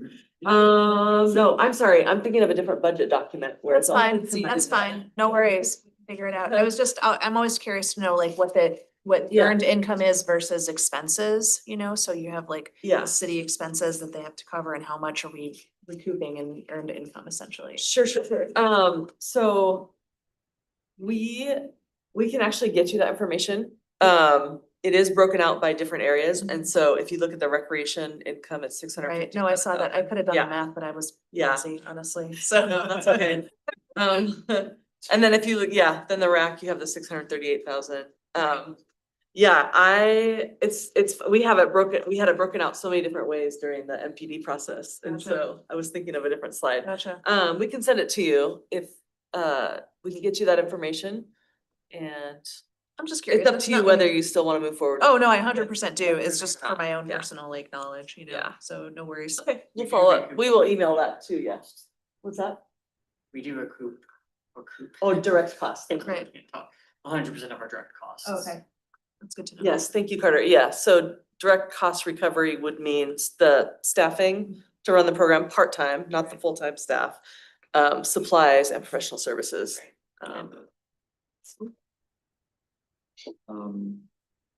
Any other questions or discussion points? All right, well, then I'll make a motion to approve the draft 2025 annual report as written. Nailed it. And then, second, all in favor? Aye. Any opposed? Hearing none? Draft. I apologize, who was the second? No. Yeah. And then, so that moves on to reports. Any commissioners have anything they would like to share that they had prepared or would like to say? I'd like to make one comment. There are a number of folks who complained about having to make public comment at the beginning Mhm. before they heard the agenda. Right. But Parks does an amazing job printing the agenda with the presentations, with all the materials that you can read a week in advance of the meeting. And they actually have the opportunity to see it. They choose not to, that's one thing. So. Trying to clarify that at that point. Exactly. But So yeah. I don't think we need any adjustments to how we do our agendas. I think public comment is ripe at the beginning and, you know. Well, and I mean, this Watchers Park situation has been, we were made aware of it months ago that this was something that was coming down the pike. So it's not like it was all of a sudden we didn't know about it. We talked about this months ago. You know, I don't remember exactly when, but it was definitely something that I remember you talking about. And so it was difficult. Sometimes people don't understand how the processes work, right? And so we wouldn't even be able to change our the way that we do the order of these meetings because they're in line with all the rest of the other commissions and things like that. So they would have to have a whole like scale change at the city level, you know, right? That's correct. Right, and that we did, as staff, discuss that, oh, it'd be helpful to get comment after they heard the presentation. We also don't wanna seem like we're changing a process that's totally already set, it's in the council guidelines. It sounded to me like underneath the radar, a lot of people felt frustrated, like they didn't get direct outreach from the city about this happening. And so maybe that's something to think about and to take into consideration for things like that in the future. If there's a way that that can be mitigated at the city level, right? I mean, we can't mitigate all of the things, but that's definitely what I heard people said, so. I heard that too. I think you're right. Very valid. Any other commissioner? Thank you, Bill, for that comment. And then follow up. It was frustrating because they were like directing things at us that we have no control over. Yeah, exactly. And I, you know, I think overall, I think that's, you know, put on the spot from our position of, you know, it felt like a choice was kind of already made. You know, they want a recommendation, but yeah, I think on the spot, you know, hard to make a recommendation of something that you don't want to happen in the first place. Really, I guess I understand everything that is in place of that, but that is yeah, it's hard. So I appreciate everyone with their discussion points and, you know, being, you know, taking the time. So thank you. They all think it's their park, you know, too. Yeah. I mean, the personal park. Right, exactly. Fine, but. Um, It happens Thank- too. Right. Thanks, Aaron, for leading us through that discussion. That was a tough one. Yeah, You did a good job. appreciate it. How many more months do you have? August. August. Yeah, I'm done. Yeah. Good. So bring all the controversial stuff now, the next 5 months. Yeah, yeah, that was, yeah, definitely fun. Okay, so that moves it on to anything else from any board members? Okay, so recreational manager report. Yeah, so in your packet is the 2025 Q4 program updates, and we have been putting these in your packets every quarter. This one has been in there for 2 months since the meeting didn't happen last month, so hopefully you've all had a chance to review it. I think in the interest of time, I'll just I'll let you read them, and if you have questions, please let me know. And then 7D, park maintenance supervisor. Jamie's report. So this is the last 2 months, so just keep that in mind. Removed holiday lights from Hunter Park. They did 20 hazard tree removals and pruned 38 street trees, issued 2 firewood permits, which for those of you who don't know, this is a process that the city uses to provide wood to city, the wood from city owned and removed trees. So kind of an open process. So staff, a lot of training for staff. 2 staff became certified pesticide applicators. 2 staff received their CDL training and continuing education for pesticide applicators, which was like 96 hours. They made 6 patches to the synthetic turf fields at the rack. They placed boulders at the park entrance of Cuyo Park to prevent unwanted access. They planted 610 seedlings, added gravel to the rack warning tracks. Who knows what warning tracks are? All right, well, I had to look it up. I nodded because some other people were interested in like. I'm okay with, that's fine. Maybe for the sake of everyone else, could you clarify? that? Right, the warning track, I was going to either way. So the warning tracks are the paths around the outfields. so Oh, people go yeah. around. Yeah, Oh, okay. got it. that- Stop, you're gonna hit a fence. Okay, That's why it's called a warning track. okay, that's. Added 11 tons of turf face to infields at Rainier Vista, it's a soil conditioner to improve drainage. Removed a rusted barbecue at Rainier Vista, replaced base pegs and pitching rubbers at Wonderwood Park. And they're working now to replace a slide that was damaged by vandalism at Rainier Vista. So we have that taped off. Onboarded 1 full-time and 2 seasonal employees, and then completed the irrigation controller conversion of new clocks at the rack in Rainier Vista. So that's been a multi-year process to get everything converted over to the irrigation controller system. Aerated baseball fields at the rack, replaced synthetic patch on baseball field 5 found at the rack, and moved all the soccer goals from storage for spring use. That's it. Okay. 7E, Senior Parks Planner.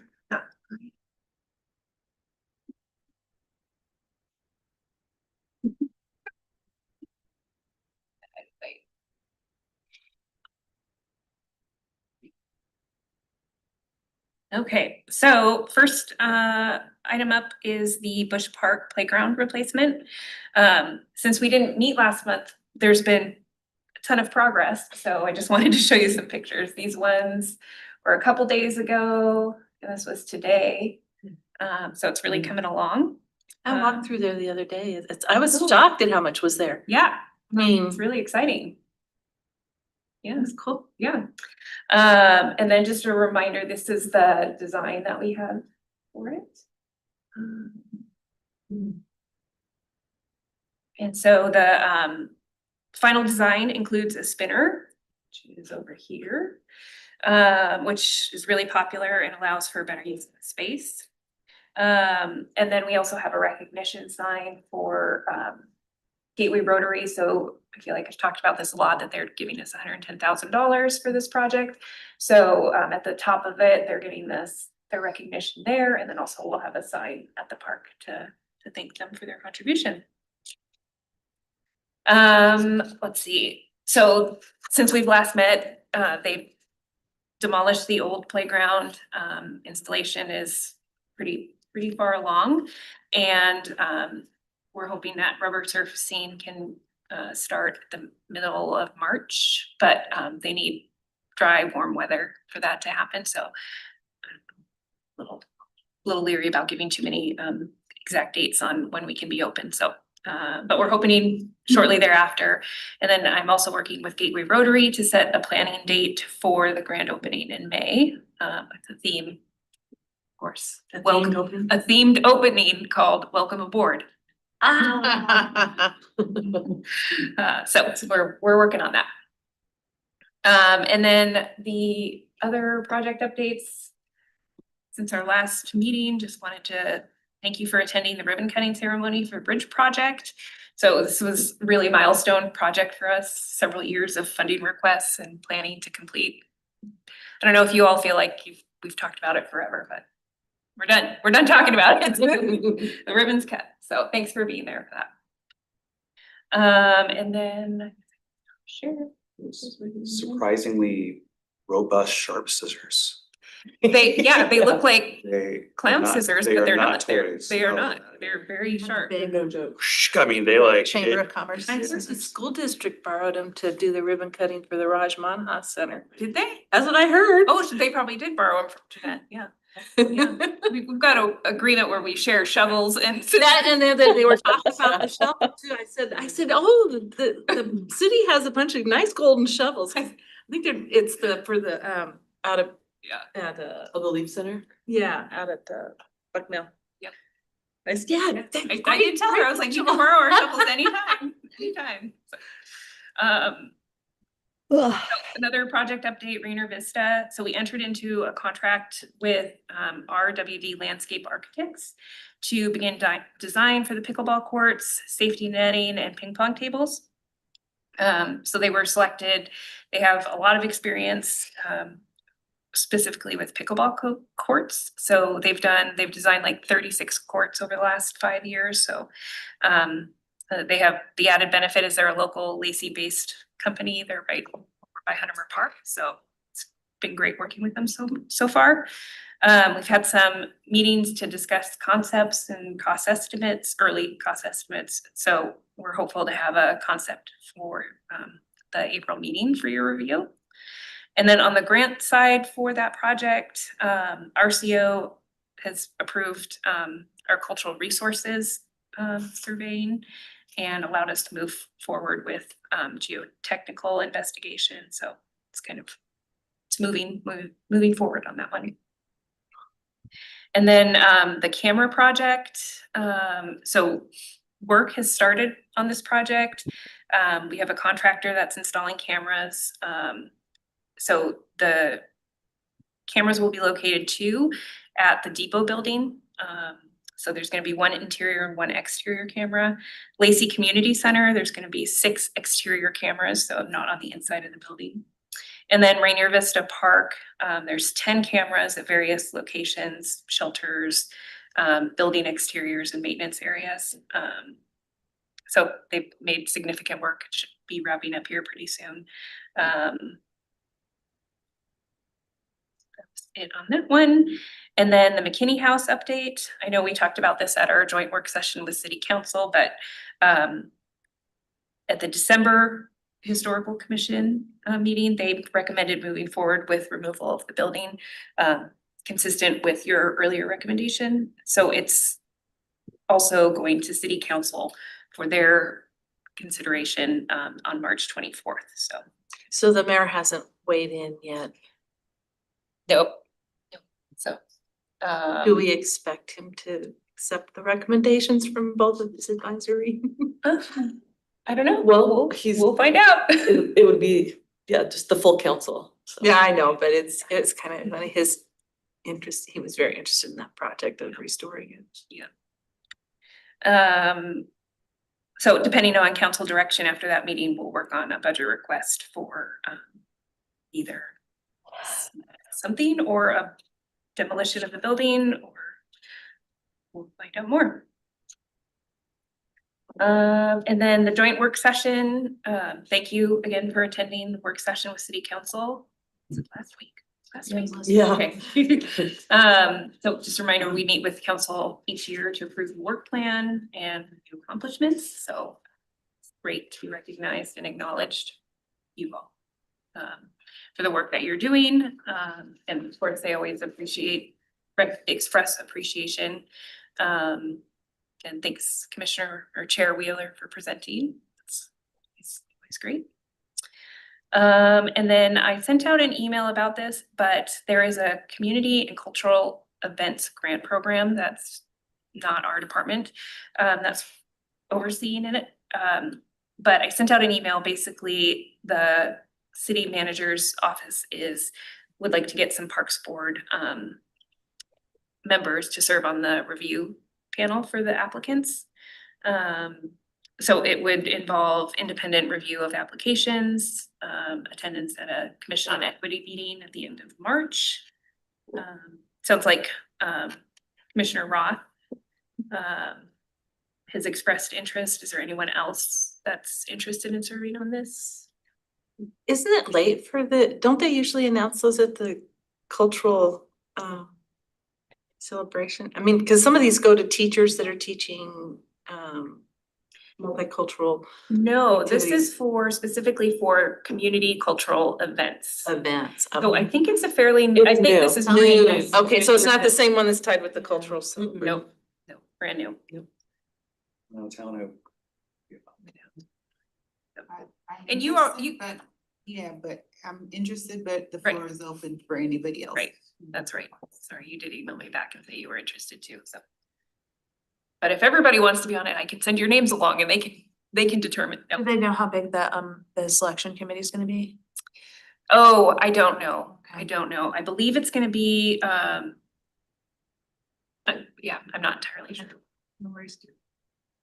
And then my last item is that the Long Lake House, so efforts are underway to remove the house, dock and garage on the property. And we purchased this in 2018 and it's the property next to Long Lake House or Long Lake Park. So it's public works staff are preparing to advertise, for demolition bids soon. So you may see that come out. Yeah, there was part of the inspections, there was a lot more, there was like a buried, not buried, there was an oil tank in the house, so a lot more work that we originally anticipated, so. Yeah. Some big expense. There's also asbestos, so they had to. Oh, Yeah, lots of right, money's being added on. Right, so that's all that I had to report. Wonderful. Thank you so much. Yeah, And thank you. 7F, Director Jen. Okay, I'll be brief. I'll save anything that doesn't absolutely have to be reported today till next time. I do want to give an update on something Sue and I have been working on, and we have talked about it before, but it's been a little bit, is a contracting out for help securing sponsorships for our department for getting increased revenues. And so we have selected high-level promotions as the vendor or the contractor, but we're still negotiating a contract, but that contract is gonna come before the Parks Board. Sponsorships for like events, for the tournaments, for things like that. Facilities, events, potentially naming rights. So like the holiday lights or whatever, you have a sense of. Yeah, so what we're doing is establishing a threshold. Right now, it's looking like the $5,000 threshold, so anything below that threshold would still be handled by our department. Anything above that would be handled by this company. But they would have to follow our sponsorship policy. Where are they located? Oh, great question. They have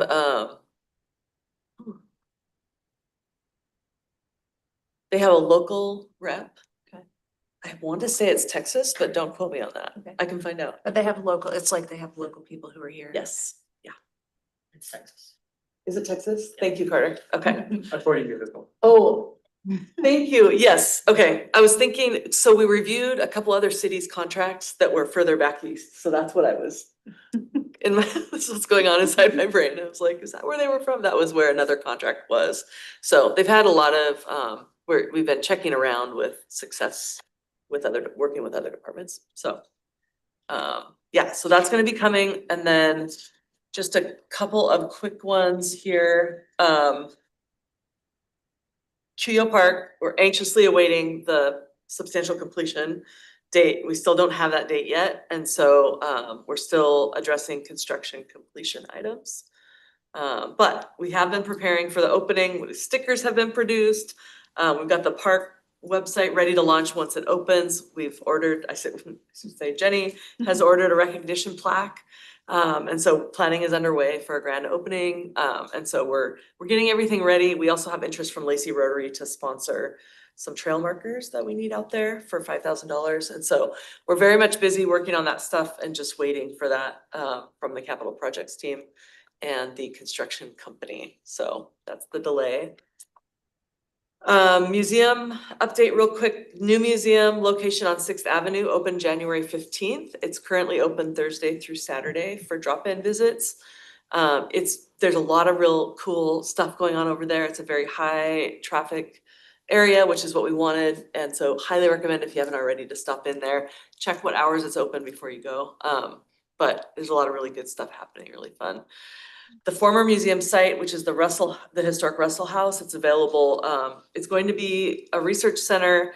It's now by appointment only until we actually get the regular hours up and going. A research center, like historical research center? Yeah, so we'll be housing the Olympia Genealogical Society collection, so people can come in and do genealogy. We've got lots of photos and documents and lots of different collections items. So it's gonna be a real fun, interactive area as well. We had to get the museum moved first, and now we're working on the research center. So more to come on that, but just wanna make sure everybody knows about it. And I think everything else of mine can wait, so thank you. I'll get you guys out of here by 8. Yeah, so that is done, so it's, unless there's anything else that anyone would like to bring to the table, we can adjourn at 7:55. Thank you. Okay.